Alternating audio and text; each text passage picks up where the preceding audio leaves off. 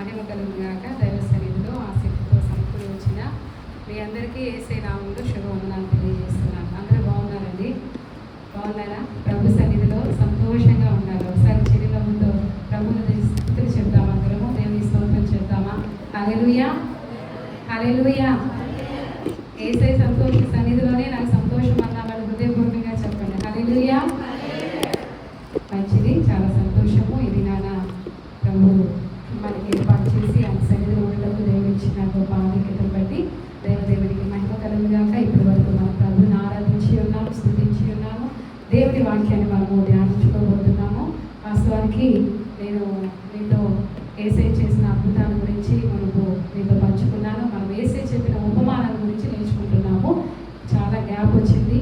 మనము చివరిగా చెప్పుకున్న ఉపమానము యేసే చెప్పిన ఉపమానంలో 18, 19 ఉపమానం మనం ధ్యానం చేసుకున్నాం. ఏంటంటే పాత తిత్తితో కొత్త ద్రాక్షారసం వేయకూడదు, పాత పంటకి కొత్త పంట మాసిక వేయకూడదు అని ఉపమానం చెప్పుకున్న తర్వాత మనము చాలా గ్యాప్ వచ్చింది. ఈరోజు యేసే చెప్పిన 20వ ఉపమానాన్ని మీతో చెప్పబోతున్నాను. ఎన్నో ఉపమానం చెప్పండి? ఇది 20వ ఉపమానం. ఇది మత్తయి సువార్త 25వ అధ్యాయము 1 నుండి 13 వచనాల్లో ఈ యొక్క ఉపమానం మన గురించి చూస్తాం. ఈ ఉపమానము తెలియని వాళ్ళు ఎవరు ఉండరు. ఆ ఉపమానం ఏంటంటే బుద్ధి గల కన్యకలు, బుద్ధి లేని కన్యకల గురించిన ఉపమానం. అయితే ఈ సందర్భాన్ని ఒకసారి మనము ధ్యానం చేసుకుంటే మనము 24వ అధ్యాయాన్ని కూడా చదవాలి.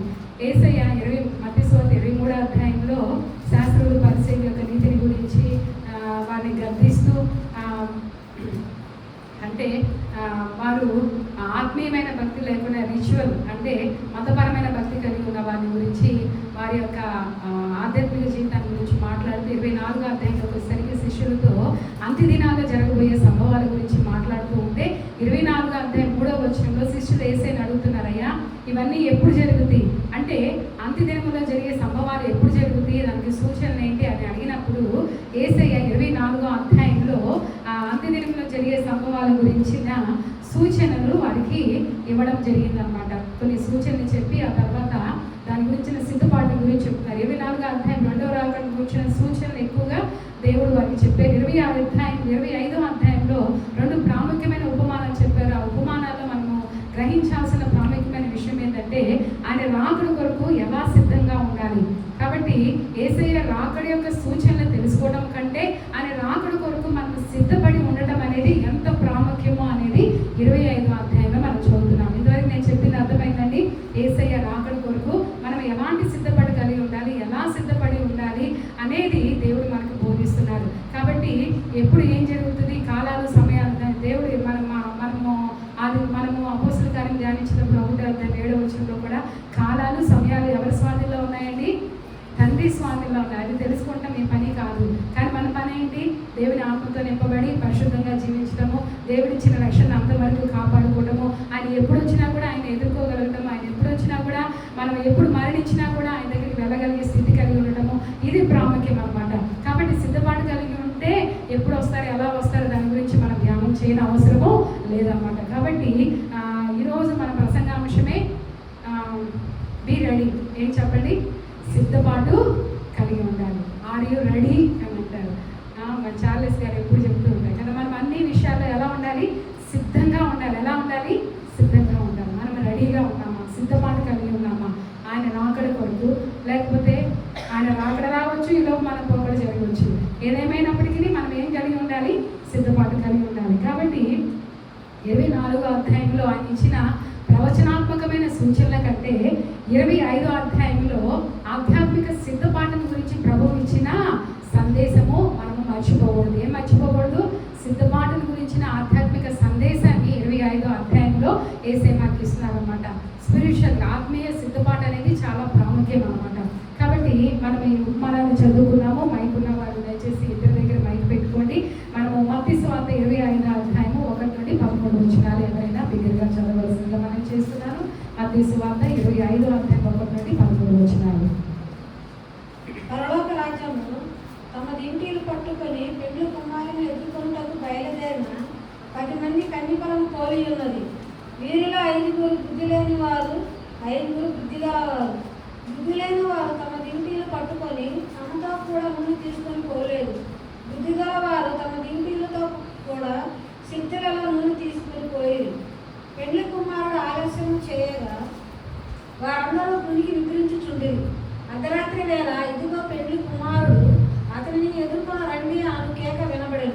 అప్పుడు ఆ కన్యకలందరూ లేచి తమ దివిటీలను చక్కపరచిరి. కానీ బుద్ధి లేని ఆ కన్యకలు, మా దివిటీలు ఆరిపోవచ్చున్నవి కనుక మీ నూనెలో కొంచెము మాకు ఇయ్యుడని బుద్ధిగల వారిని అడిగిరి. అందుకు బుద్ధిగల కన్యకలు, మాకును మీకును ఇది చాలదేమో, మీరు అమ్మవారి వద్దకు పోయి కొనుక్కునుడని చెప్పింది. వారు కొనుక్కోవచ్చుండగా పెళ్లి కుమారుడు వచ్చెను.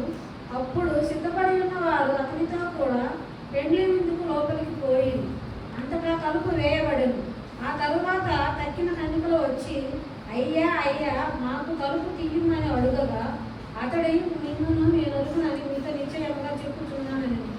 ఆ దినమైనను ఆ గడియ అయినను మీకు తెలియదు కనుక విడుదలగా ఉండు.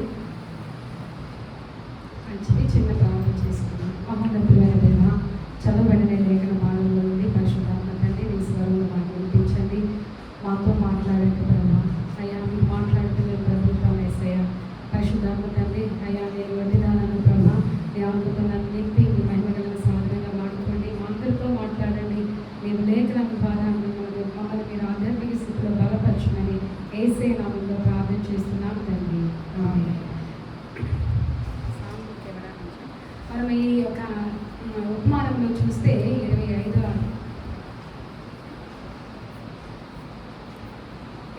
25వ అధ్యాయంలో మనం చూస్తున్నాం కదా, బుద్ధి కలిగిన కన్యకలు, బుద్ధి లేని కన్యకలు. ఈ ఉపమానం మనం అర్థం చేసుకోవాలంటే దానికంటే ముందు యూదుల యొక్క సాంప్రదాయాన్ని మనం అర్థం చేసుకోవడం చాలా ప్రాముఖ్యం. అంటే వివాహ సాంప్రదాయం. యూదుల యొక్క వివాహాలు ఎలా జరుగుతాయి అంటే ఒక్కొక్క కంట్రీలో మన భారతదేశంలో మనకు ఒక సాంప్రదాయం ఉంటుంది, అమెరికాలో వేరే సాంప్రదాయం ఉంటుంది. అలాగే యూదులకు వివాహం విషయంలో ఉన్న సాంప్రదాయము ఏంటి అని తెలుసుకుంటేనే ఈ యొక్క ఉపమానం మనకి స్పష్టంగా అర్థమైంది. యూదుల గురించి ఆలోచన చేస్తే వారికి వివాహం విషయంలో 3 ప్రాముఖ్యమైన దశలు ఉంటాయి. ఒకటి ఏంటంటే పేరెంటల్ అరేంజ్మెంట్ అంటారంటే తల్లిదండ్రులు మాట్లాడుకోవటం. ఈ కుమార్తె యొక్క తల్లిదండ్రులు, కుమారి యొక్క తల్లిదండ్రులు ఈ అబ్బాయికి ఈ అమ్మాయి అయితే బాగుంటుంది అని చెప్పేసి మాట్లాడుకుంటారు. అంటే ఒక విధంగా చెప్పాలంటే బ్రైడ్ ప్రైజ్ అంటారు కదా, అంటే ఏమి ఇచ్చి, అంటే కుమార్తెని ఇచ్చేటప్పుడు తప్పకుండా ఏదో ఒకటి ఇస్తారు కాబట్టి దాని గురించిన విషయాలు మాట్లాడుకుంటారు. ఆ తర్వాత అంటే పెద్దలు మాట్లాడుకోవడం ఒక దశ అయితే, రెండవదిగా బెట్రోదల్ అంటారంటే నిశ్చితార్థం చెప్పాలి. నిశ్చితార్థం యూదులకి నిశ్చితార్థం అనేది చాలా ప్రాముఖ్యమైనది అనమాట. నిశ్చితార్థం జరిగిందంటే పెళ్ళి అయిపోయినట్టే వారికి. వాస్తవానికి మనం చూస్తాము బైబిల్ గ్రంథంలో మనకి తెలిసిన ఉదాహరణ ఏంటంటే మరియా యోసేపుకి ఏమైంది, ప్రధానం చేయబడింది. నిశ్చితార్థము అయిపోయింది. నిశ్చితార్థం అయిన తర్వాత వివాహం 1 year పట్టొచ్చు, 1.5 year పట్టొచ్చు, 6 months పట్టొచ్చు, కానీ దాదాపు 1 సంవత్సరం వరకు గ్యాప్ ఉంటుందంట. అయితే ఈ యొక్క ఎంగేజ్మెంట్లో ఏం జరుగుతుందంటే ఆ తల్లిదండ్రులు, పెళ్లి కుమార్తె తల్లిదండ్రులు, పెళ్లి కుమార్తె తల్లిదండ్రులు, ఇరు కుటుంబాలు కూడా ఒక చోట కలుసుకుంటారు. కలుసుకొని ప్రమాణం చేసేస్తారు. పెళ్లి కొడుకు పెళ్లి కూతురుతో ప్రమాణం చేసేస్తారు. ప్రమాణం చేసేసి ఆయన ప్రమాణం చేసిన తర్వాత ఆయన ప్రాముఖ్యంగా చెప్పే ఒక మాట ఏంటంటే, తను వెళ్ళిపోతే చెప్పేది ఏంటంటే, నేను వెళ్ళి స్థలం సిద్ధపరుస్తాను, నేను ఉండే చోటికి నిన్ను మళ్ళీ వచ్చి తీసుకొని వెళ్తాను అని చెప్తాడు. ఈ మాట గుర్తుపెట్టుకోండి. ఏం చెప్తాడు? నేను వెళ్ళి స్థలం సిద్ధపరుస్తాను, నేను ఉండే చోట్లో నిన్ను వచ్చి మళ్ళీ తీసుకొని వెళ్తానని చెప్పి వెళ్తాడు నిశ్చితార్థంలో. అర్థమవుతుందా? యూదుల సాంప్రదాయాన్ని గుర్తుపెట్టుకోవాలి. మొదటిగా పేరెంటల్, తల్లిదండ్రులు కలిసి మాట్లాడుకోవటము, ఆ తర్వాత నిశ్చితార్థము. నిశ్చితార్థంలో పెళ్లి కుమారుడు చెప్పే మాట ఏంటి? నేను వెళ్ళి స్థలం సిద్ధపరుస్తాను, నేను ఉండే చోటికి నేను తీసుకొని వెళ్తానని చెప్పేసి వెళ్తాడు. వెళ్ళి తన ఇంటికి వెళ్ళి ఏం చేయాలంటే పెళ్లి కుమారుడు he has to prepare A place. తన భార్య కొరకు ఒక స్థలాన్ని సిద్ధపరచాలి, తను కష్టపడి ఒక ఇల్లు చక్కగా కట్టి అన్ని సమకూర్చబడిన తర్వాత తను ఓకే అనుకున్నప్పుడు ఆ పెళ్లి కుమారుడు తండ్రి చెప్తాడంట, ఓకే నువ్వు అన్నీ కరెక్ట్గా చేస్తావు, మంచిగా చేస్తున్నావు, ఇప్పుడు వెళ్ళి నువ్వు నీ భార్యను తెచ్చుకోవచ్చు. ఎవరు చెప్పాలి పెళ్లి కుమారుడికి? వాళ్ళ తండ్రి చెప్పాడు. ఆ తండ్రి ఎప్పుడు చెప్తాడో తెలియదు. కాబట్టి ఈ ప్రాసెస్ అనేది గుర్తుపెట్టుకోండి, తండ్రి చెప్పాలి. ఇక్కడేం పెళ్లి కుమార్తె ఆల్రెడీ నిశ్చితార్థం అయిపోయింది కాబట్టి ఈ పెళ్లి కుమార్తె ఎవరి కోసం ఎదురు చూస్తూ ఉంటుంది? ఎప్పుడు వరుడు వస్తాడా? వినండి, ఎప్పుడు వరుడు వస్తాడా, ఎప్పుడు పెళ్లి కుమారుడు వస్తాడా, ఎప్పుడు పెళ్లి కుమారుడు వచ్చి నన్ను తీసుకెళ్తాడా అని చెప్పేసి ఎదురు చూస్తూ ఉంటుంది. ఎవరు చెప్పండి? నిశ్చితార్థం జరిగిన వధువు. కాబట్టి విషయాలు 3 విషయాలు మీకు 2 విషయాలు చెప్పాను. ఒకటేంటి, మా తల్లిదండ్రులు మాట్లాడుకోవటం, రెండవది నిశ్చితార్థం జరుగుతుంది. నిశ్చితార్థం జరిగినప్పుడు పెళ్లి కుమారుడు మాట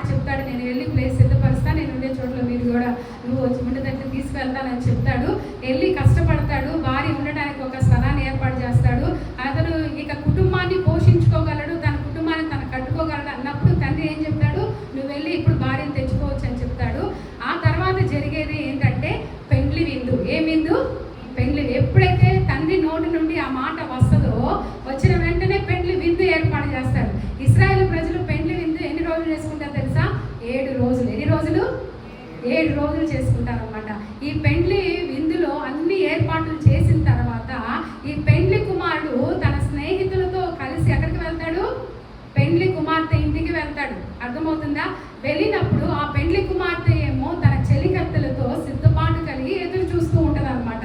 కాబట్టి ఈ పెండ్లి విందుకు పెండ్లి కుమారుతో కొనుక్కోబడటానికి పెండ్లి కుమార్తెకు 10 మంది ఒక సహకారులు ఉంటారు, 10 మంది చెలికత్తెలు ఉంటారు. వాళ్ళు ఏమంటారు? చెలికత్తెలు ఉంటారనమాట. వారిని మీరు ఏర్పాటు చేసుకుంటారు. ఎన్ని చేసుకుంటారు? ఆ యొక్క చెలికత్తెలు ఏర్పాటు చేసుకునేటప్పుడు వాళ్ళని ఎవరిని ఎన్నుకుంటారు? వాళ్ళు చాలా హ్యాపీగా ఫీల్ అవుతారంట, ఎందుకంటే నన్ను ఎన్నుకున్నారని చెప్పేసి. కాబట్టి ఈ చెలికత్తెలు ఈ యొక్క ఆ స్త్రీతో కూడా, ఆ పెళ్లి కుమార్తెతో కూడా ఉండే ఈ 10 మంది కన్యకలు, ఆ చెలికత్తెలు చాలా ఇంపార్టెంట్ రోల్ ప్లే చేస్తారు. అంటే చాలా ప్రాముఖ్యమైన బాధ్యత వాళ్ళకున్న బాధ్యత ఏంటంటే, ఇప్పుడైతే మన కరెంట్ అన్నీ ఉన్నాయి కానీ అప్పుడు ఏంటంటే ఈ పెండ్లి కుమారుడు వచ్చినప్పుడు ఈ పెండ్లి కుమార్తెతో పాటు ఉన్న ఈ చెలికత్తెలు వాళ్ళకున్న పని, ఒకటే పని ఏంటంటే వారి దగ్గర దివిటీలు ఉంటాయి, టార్చ్ ఉంటుంది, దివిటీలు ఉంటాయి. ఆ దివిటీలను ఎప్పుడు వెలుగుతూ ఉండనిస్తూ ఆ పెండ్లి కుమారునితో పాటు, పెండ్లి కుమారుని స్వరం వినబడినప్పుడు ఎక్కడికి వెళ్ళాలి? ఆ పెండ్లి కుమారునితో పాటు ఈ పెండ్లి కుమార్తెతో పాటు ఆ పెండ్లి కుమారుని ఎదుర్కోవడానికి వెళ్ళాలి. ఇంతవరకు అర్థమైందండి? ఇది యూదుల సాంప్రదాయం, పెళ్లి జరిగే విధానం. తల్లిదండ్రులు ఫస్ట్ చాలా బాగుంది కదా, అన్ని వివాహాలు ఇలా జరిగితే ఎంత స్టాండర్డ్గా ఉంటాయో అనిపిస్తుంది కదా. తల్లిదండ్రులు మాట్లాడుకోవటము, ఈ అమ్మాయి అయితే బాగుంటుంది, ఏమి ఇవ్వాలి అని మాట్లాడుకోవటం. ఆ తర్వాత నిశ్చితార్థం చేసేటప్పుడు పెండ్లి కుమారుడే పెండ్లి కుమార్తెకు మాట ఇస్తాడు. ఏమని? నేను వెళ్ళి స్థలం సిద్ధపరుస్తాను, నేను ఉండే చోట్ల నువ్వు కూడా నాతో ఉండేటట్లు నేను వచ్చి మళ్ళీ నేను తీసుకెళ్తానని చెప్తాడు. ఆ తర్వాత ఆ పెండ్లి కుమారుడు తన స్నేహితులతో కలిసి పెండ్లి కుమార్తె దగ్గరికి రావడము, ఆ పెండ్లి కుమారుని స్వరం వినబడిన వెంటనే పెండ్లి కుమార్తె తన చెలికత్తెలతో పాటు ఆయన ఎదుర్కొని వెళ్ళినప్పుడు ఆ 7 దినాల వివాహ మహోత్సవము ఘనంగా జరుగుతుందన్నమాట. దేవునికి స్తోత్రం, హల్లెలూయా. ఇది కాబట్టి యేసయ్య ఉపమానాలు ఎప్పుడు కూడా ఒక భూ సంబంధమైన ఉదాహరణని తీసుకొని పర సంబంధమైన మర్మాలని మనకు బయలుపరుస్తూ వస్తున్నారు. కాబట్టి ఇది యూదుల సాంప్రదాయం కాబట్టి శిష్యులకు అర్థమైతే లేదా ఈ ఉపమానము తప్పకుండా అర్థమైంది. మనకు కూడా అర్థం కావాలంటే ఆ యూదుల సాంప్రదాయం మనకు తెలియాలి కాబట్టి ఈ విషయం నేను చెప్పాను. కాబట్టి ఇక్కడ మనం గ్రహించాల్సిన విషయం ఏంటంటే 24వ అధ్యాయంలో మనం చూస్తే యేసు ప్రభు రాకడ సూచనలు చాలా విషయాలు శిష్యులతో మాట్లాడుతూ ఉన్నారనమాట.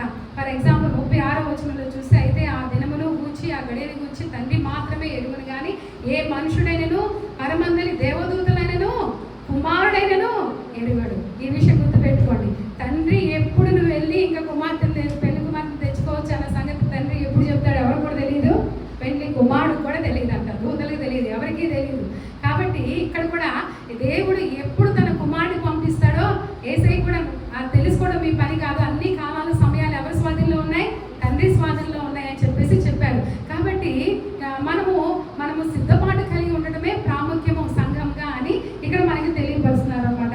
ఇదే అధ్యాయంలో చాలా వార్నింగ్స్ మనము చూస్తూ ఉన్నాము. 34వ అధ్యాయంలో 36వ వచనంలో కూడా, అలా 38వ వచనంలో చూస్తే జల ప్రళయమునకు ముందటి దినముల్లో నోవాహు ఓడలోనికి వెళ్ళిన దినము వరకు వారు తినుచు త్రాగుచు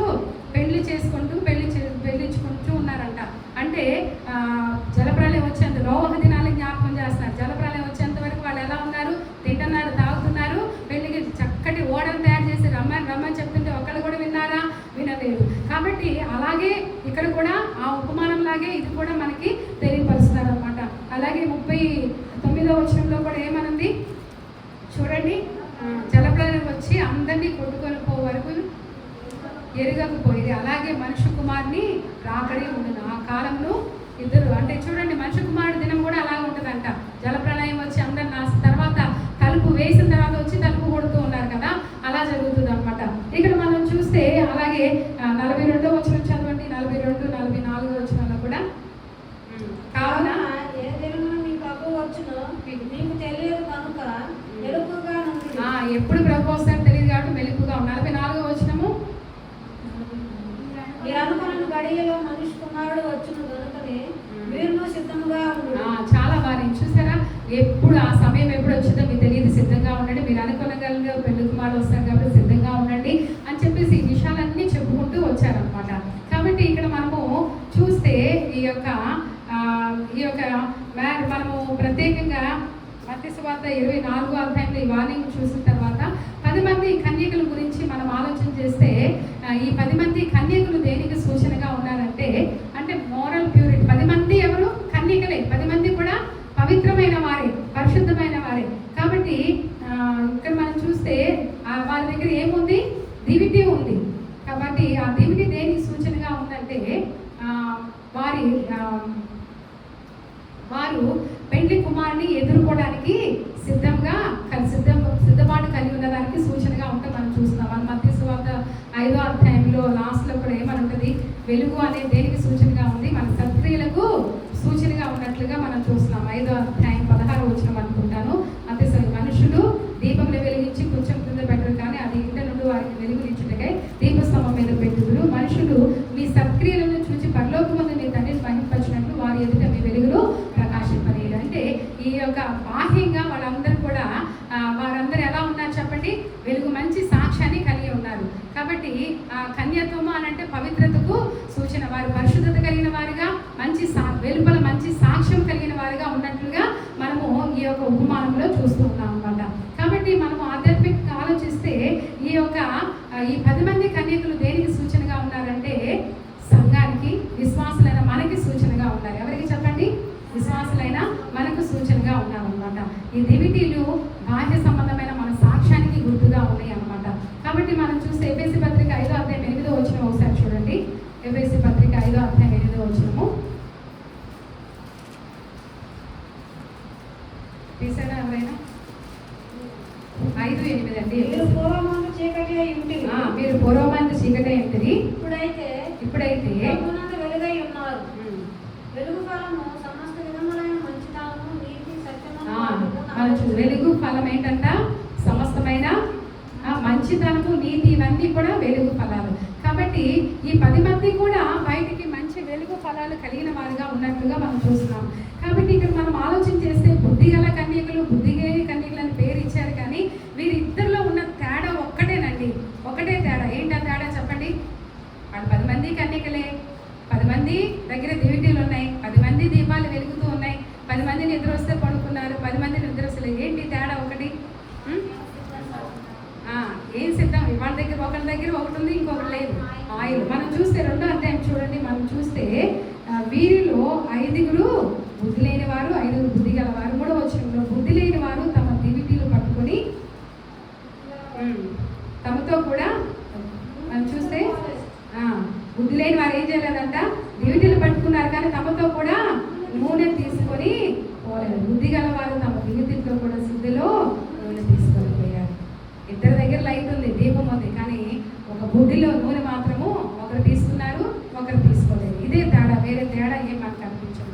కాబట్టి మనం చూస్తే బైబిల్ గ్రంథంలో యేసయ్య సంఘాన్ని పెండ్లి కుమార్తెతో పోలుస్తున్నారు. దయచేసి నేను చెప్పే రిఫరెన్స్లు త్వరగా తీసి చూడండి. కొన్ని రిఫరెన్స్లు మనం చూద్దాం. యెషయా గ్రంథం 54, 4 నుండి 6 వచనాలు చదవండి. అలాగే ఒకరు యెషయా గ్రంథం 62, 4 నుండి 5 చదవండి. యెషయా గ్రంథము 54, 4 నుండి 6 వచనాలు ఒకరు చదవండి. 62. భయపడకుము, నీవు సిగ్గుపడనక్కర్లేదు. అవమానమును తలంచుకుము, నీవు లజ్జపడనక్కర్లేదు. నీవు నీ బాల్యకాలపు సిగ్గును మరచుదువు, నీ వైదవ్యపు నిందలు ఇక మీద జ్ఞాపకం చేసుకోను. నీవు సృష్టించిన వాడు నీకు భర్త అయి ఉన్నాడు. సైన్యములకు అధిపతి యెహోవా అని ఆయనకు పేరు. ఇశ్రాయేలు యొక్క పరిశుద్ధ దేవుడు నీకు విమోచకుడు. సర్వలోకమునకు దేవుడు అని ఆయనకు పేరు. నీ దేవుడు ఈ మాట సెలవిచ్చుచున్నాడు. విలువబడే కృపాక్రాంతురాలైన భార్యను పురుషుడు రప్పించున్నట్లును, తృణీకరింపబడిన యవనపు భార్యను పురుషుడు రప్పించున్నట్లును యెహోవా నిన్ను పిలుచుచున్నాడు.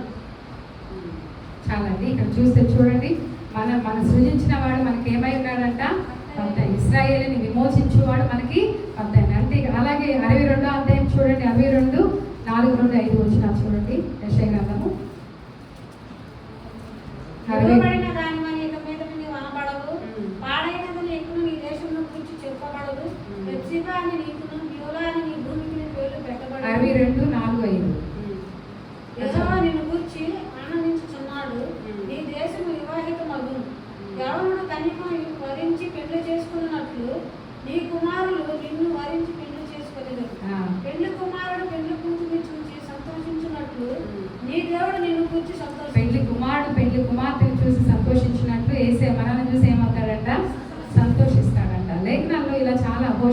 గ్రంథం 2:19 చూడండి. హోషేయ గ్రంథం 2:19.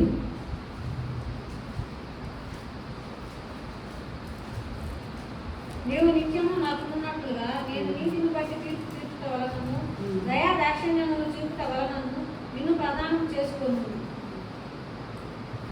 అలాగే చూడండి, మనము యోహాను సువార్తలో కూడా బాప్తిసం ఇచ్చి యోహాను కూడా ఒక చక్కటి మాట చెప్తాడు. యేసు ప్రభు మన పెళ్లి కుమారుడు, మనం ఆయన వధువు అని చెప్పడానికి 27-30 వచ్చినారు. యోహాను సువార్త 3:27 నుంచి చదువుతాను. అందుకు యోహాను ఇట్లనెను, తనకు పరలోకం నుండి అనుగ్రహింపబడితే కానీ ఎవడును ఏమీ పొందలేడు. నేను క్రీస్తును కాననియు ఆయన కంటే ముందుగా పంపబడిన వాడిని అనియు చెప్పినట్లు మీరే నాకు సాక్షులు. పెళ్లి కుమార్తె గలవాడు పెళ్లి కుమారుడు అయితే నిలవబడి పెళ్లి కుమారుని స్వరము వినేడి స్నేహితుడు ఆ పెళ్లి కుమారుని స్వరం విని మిగిలి సంతోషించును. ఈ నా సంతోషము పరిపూర్ణమైనది, ఆయన హెచ్చవలసి ఉన్నది, నేను తగ్గవలసి ఉన్నది. కాబట్టి యూదుల సాంప్రదాయం ప్రకారంగా పెళ్లి కుమారుడు వచ్చేటప్పుడు కూడా ఒక మంచి ప్రాణ స్నేహితుడు వచ్చి ఆయన వచ్చాడని తెలియపరిచేవారు ఉంటారంట. కాబట్టి అలాగే యేసుక్రీస్తు మన పెళ్లి కుమారుడుగా ఉంటే ఆయన మనకు పరిచయం చేసింది ఎవరు? యోహాను. బాప్తిసం ఇచ్చి యోహాను యేసయ్యను పరిచయం చేసినట్లుగా మనం చూస్తున్నాం. నా వెనక వచ్చేవాడు నాకంటే శక్తిమంతుడు, ఆయన అగ్నిలోనూ నేను నీళ్ళలో మీకు బాప్తిసం ఇచ్చాను, ఆయన అగ్నిలో పరిశుద్ధాత్మలో మీకు బాప్తిసం ఇస్తారని యేసయ్యని గురించి గొప్పగా పరిచయం చేశారనమాట. పెళ్లి కుమారుని స్నేహితుడిగా ఉన్నారు ఎవరు? బాప్తిసం ఇచ్చి యోహాను. కాబట్టి ఈ మనం చదివిన లేఖన భాగాలన్నింటిలో కూడా యేసయ్య మన వరుడుగాను మనం ఆయన వధువు సంఘంగాను ఉన్నట్లు మనం చూస్తున్నాం. మార్కు సువార్త 2:19-20 వచనాల్లో, అలాగే ఎఫెసీ పత్రికలో కూడా ప్రత్యేకంగా 5వ అధ్యాయంలో పెళ్లికి వాక్యం చదువుతూ ఉంటారండి. అది చదువుకుందాం మనం. ఎఫెసీ పత్రికలో చూడండి, ఎఫెసీ పత్రిక 5వ అధ్యాయము 25-32 వచనాల్లో కూడా చక్కటి 25 నుండి చదువుతాను చూడండి. పురుషులారా మీరును మీ భార్యలను ప్రేమించి అటువలే క్రీస్తు కూడా సంఘమును ప్రేమించి అది కళంకమైనను ముడతైనను అటుది మరి ఏదైనా లేక పరిశుద్ధమైనదిగా నిర్దోషమైనదిగా మహిమగల సంఘంగాను ఆయన తన ఎదుట దాన్ని నిలవబెట్టవాలని వాక్యముతో ఉదకతానం చేత దాన్ని పవిత్రపరిచి పరిశుద్ధపరచుటగా దాని కొరకు తను తాను అప్పగించుకున్నాడు. పరిశుద్ధాత్మ దేవుడు మనల్ని ఏం చేస్తున్నాడు? తన సంఘంలో సిద్ధపరుస్తూ వాక్యమని తన ఉదక స్నానంతో మనం పరిశుద్ధపరుచుకున్నాడు. అటువలే పురుషుడు కూడా తన సొంత శరీరం వలె తన భార్యను ప్రేమించబద్దుడే అన్నాడు. తన భార్యను ప్రేమించేవాడు తను ప్రేమించుకొచ్చున్నాడు. తన శరీరం ద్వేషించేవాడు ఎవరు లేడు కానీ ప్రతివాడు దాన్ని పోషించి సంరక్షించుకున్నాడు. మన క్రీస్తు శరీరం, మనము క్రీస్తు శరీరం నాకు అవయవంలో ఉన్నాము కనుక అలాగే క్రీస్తు కూడా సంఘంను ఏం చేశాడంట? క్రీస్తు సంఘాన్ని తన వధువు సంఘంగా ఆయన ఏం చేశాడు? ఆయన సంఘాన్ని పోషించి సంరక్షిస్తున్నాడు. మనల్ని పోషించి సంరక్షిస్తుంది ఎవరు? మన వరుడైన యేసుక్రీస్తు. మన పరిశుద్ధాత్మ ద్వారా మనల్ని చెలికెత్తులు ఎలాగా పెళ్లి కుమార్తెను సిద్ధపరుస్తారో దేవుడు తన పరిశుద్ధాత్మ ద్వారా కళంకం మచ్చ ముడత లేకుండానట్లుగా వాక్యంతో పరిశుద్ధాత్మ సహాయంతో మనల్ని ఏం చేస్తూ ఉన్నాడు? సిద్ధపరుస్తూ ఉన్నాడు. ఆయన వస్తాడు. ఎప్పుడు వస్తాడో తెలియదు. మనమందరం కూడా ఎవరి కోసం ఎదురు చూస్తున్నాం? మన వరుడు కొరకు ఎదురు చూస్తున్నాం. ఆయన స్వరం వినబడినప్పుడు ఆయన ఎదుర్కొనే సిద్ధపాటు మనకు ఉంటే మన పరలోకానికి వెళ్ళగలుగుతాం. అర్థమవుతుందండి? మన వరుడెవరు? ప్రభువైన యేసుక్రీస్తు అన్నమాట. కాబట్టి ఆయన మనకి వెళ్తూ యేసయ్య ఏం చెప్పాడు?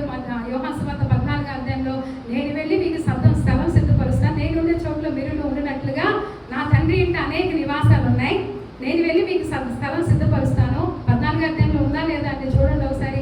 యోహాను సువార్త 14వ అధ్యాయం 1-3 వచనాలు చదవండి. త్వరగా చదివితే మనం ముందుకు వెళ్దామండి. కాబట్టి ఏమంటున్నాడంటే,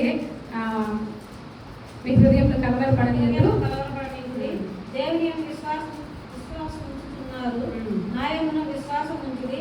నా తండ్రి ఇంటి అనేక నివాసములు కలవు, లేని ఎడల మీతో చెప్పుదును. మీకు స్థలం సిద్ధపరచ వెళ్తున్నాను. నేను వెళ్ళి మీకు స్థలము సిద్ధపరిచిన ఎడల నేనున్న స్థలంలో మీరు ఉండులాగున మరలా వచ్చి నా యొక్క నుండకు మిమ్మల్ని తీసుకుని పోవద్దు. నేను వెళ్తున్న స్థలం నాకు మార్గం మీకు తెలియదు. నేను వచ్చి ఏం చేస్తానంటున్నాడు? మరలా మిమ్మల్ని తీసుకొని వెళ్తాను. యేసయ్య మనకు చేసిన వాగ్దానం ఇది. ఆయన చేశాడు వాగ్దానం, నేను వెళ్తున్నాను, స్థలం సిద్ధపరుస్తాను, నేను ఉండే చోట్ల మిమ్మల్ని అందరూ కూడా తీసుకెళ్తానని మనకందరికి ఏం చేశాడు? వాగ్దానం చేశాడు. కాబట్టి మనము ఆయన కొరకు ఎదురు చూస్తూ ఉన్నాం అన్నమాట. సంఘం ఆయన కొరకు ఎదురు చూస్తూ నిరీక్షణతో ఉంది. కాబట్టి మనం ఇక్కడ గ్రహించాల్సిన 25వ అధ్యాయంలో మనం చూద్దాం. మనం చదువుకున్న లేఖన భాగాన్ని మనం వివరించుకొని ఆధ్యాత్మిక సత్యాలు మనం నేర్చుకున్నామండి. ఇక్కడ చూస్తే అప్పుడు 25వ వచనంలో, పరలోక రాజ్యము తన దీవితులను పట్టుకొని పెళ్లి కుమారుని ఎదుర్కొంటకు బయలుదేరిన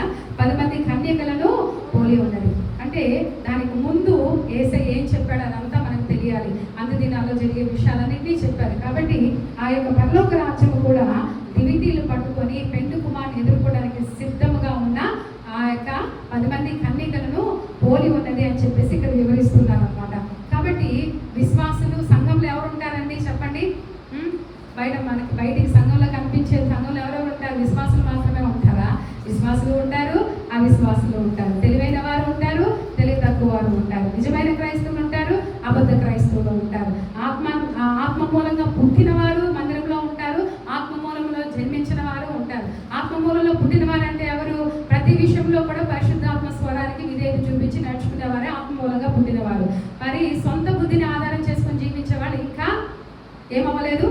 స్వబుద్ధిని ఆధారం చేసుకొని బ్రతికేవారు ఇంకా వారి ఆత్మలో జన్మించినట్టు కాదు. ఈ విషయాలు మనకు తెలియాలి.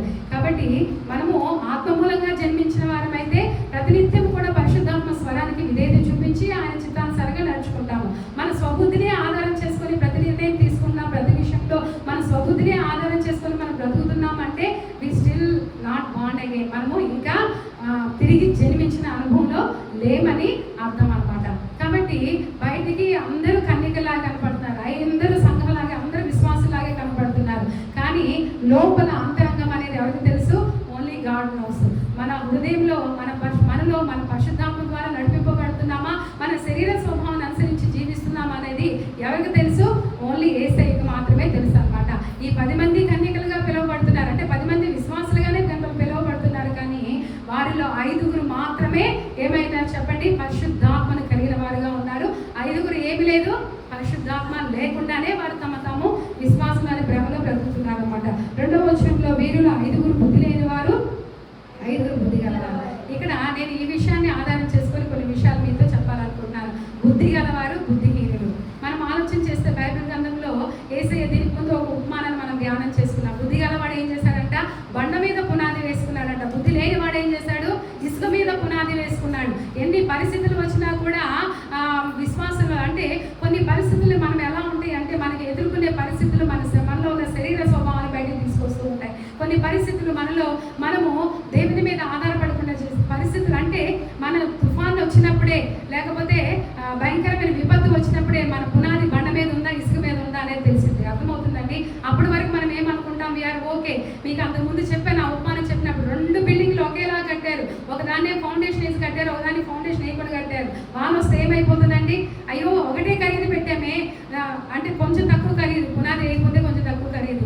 సేమ్ బిల్డింగ్, అదే గదులు, అదే వైభవం, అదే అందంగా కట్టారు. కానీ ఒకళ్ళు ఇసుక మీద కట్టారు, ఒకళ్ళు బండ మీద కట్టారు. కాబట్టి విపత్తు వచ్చినప్పుడు, తుఫాను వచ్చినప్పుడు మాత్రమే ఎవరు బుద్ధిమంతులో బుద్ధిహీనులో తెలుస్తుంది అన్నమాట. అన్ని అనుకూలంగా ఉన్నప్పుడు అందరూ మామూలుగానే ఉంటాం. శ్రమ వచ్చినప్పుడు నువ్వు ఎలా ఉంటున్నావు, విపత్తు వచ్చినప్పుడు నువ్వు ఎలా ఉంటున్నావు, నువ్వు ఊహించని పరిస్థితులు నీ జీవితంలో వచ్చినప్పుడు నీ విశ్వాసం ఎలా ఉంటుంది, నువ్వు ఆశించని, నువ్వు నువ్వు అనుకుని విపత్తు నీ జీవితంలో సంభవించినప్పుడు నీ ప్రేమ దేవుని పట్ల ఎలా ఉంటుంది, నీ విశ్వాసం దేవుని పట్ల ఎలా ఉంటుంది, అదే నీ యొక్క విశ్వాస జీవితాన్ని నిర్ధారిస్తుంది అన్నమాట. కాబట్టి అది ఎప్పుడు బయటపడుతుందంటే, నీ లోపల ఉన్న విశ్వాసము దేవుని పట్ల ప్రేమ ఎప్పుడు బయటపడుతుందంటే విపత్తు వచ్చినప్పుడు, శ్రమ వచ్చినప్పుడు, ఇబ్బంది కలిగినప్పుడు బయటపడుతుంది అన్నమాట. కాబట్టి బైబిల్ గ్రంథంలో ఆ ఉపమానమే కాకుండా సామెతల గ్రంథంలో చాలా చక్కటి వాక్యాలు ఉన్నాయండి. కొన్ని నేను రిఫరెన్స్లు తీశాను, దయచేసి చూడండి. అంటే బుద్ధిమంతులకి బుద్ధిహీనులకు ఉన్న తేడాల గురించి చక్కటి వాక్యాలు ఉన్నాయి. సామెతల గ్రంథం 1వ అధ్యాయం 7వ వచనం చూడండి ఒకసారి. సామెతల గ్రంథం అందరం తీద్దాము. 1వ అధ్యాయం 7వ వచనం చదవండి. యెహోవా యందు భయభక్తులు కలిగి ఉంటే తెలివికి మూలము. మూర్ఖులైతే ఏం చేస్తారంట? తెలివి గల వాళ్ళైతే దేవుని యందు భయభక్తులు కలిగి ఉంటారు. మూర్ఖులైతే ఏం చేస్తారు? వాక్య జ్ఞానాన్ని, లేఖనాలు ఏం చేస్తారు? తిరస్కరిస్తారంట. అలాగే సామెతల గ్రంథం 10వ అధ్యాయం 8వ వచనం చూడండి. 10వ అధ్యాయం 8వ వచనం సామెతల గ్రంథము. జ్ఞానచిత్తుడు ఏం చేస్తాడు? ఉపదేశాన్ని అంగీకరిస్తాడు. పనికిమాల వదలబోతు దాన్ని అంగీకరించి ఏమవుతాడు? నశించిపోతాడు. అదే అధ్యాయం 14వ వచనం చూడండి. 10:14.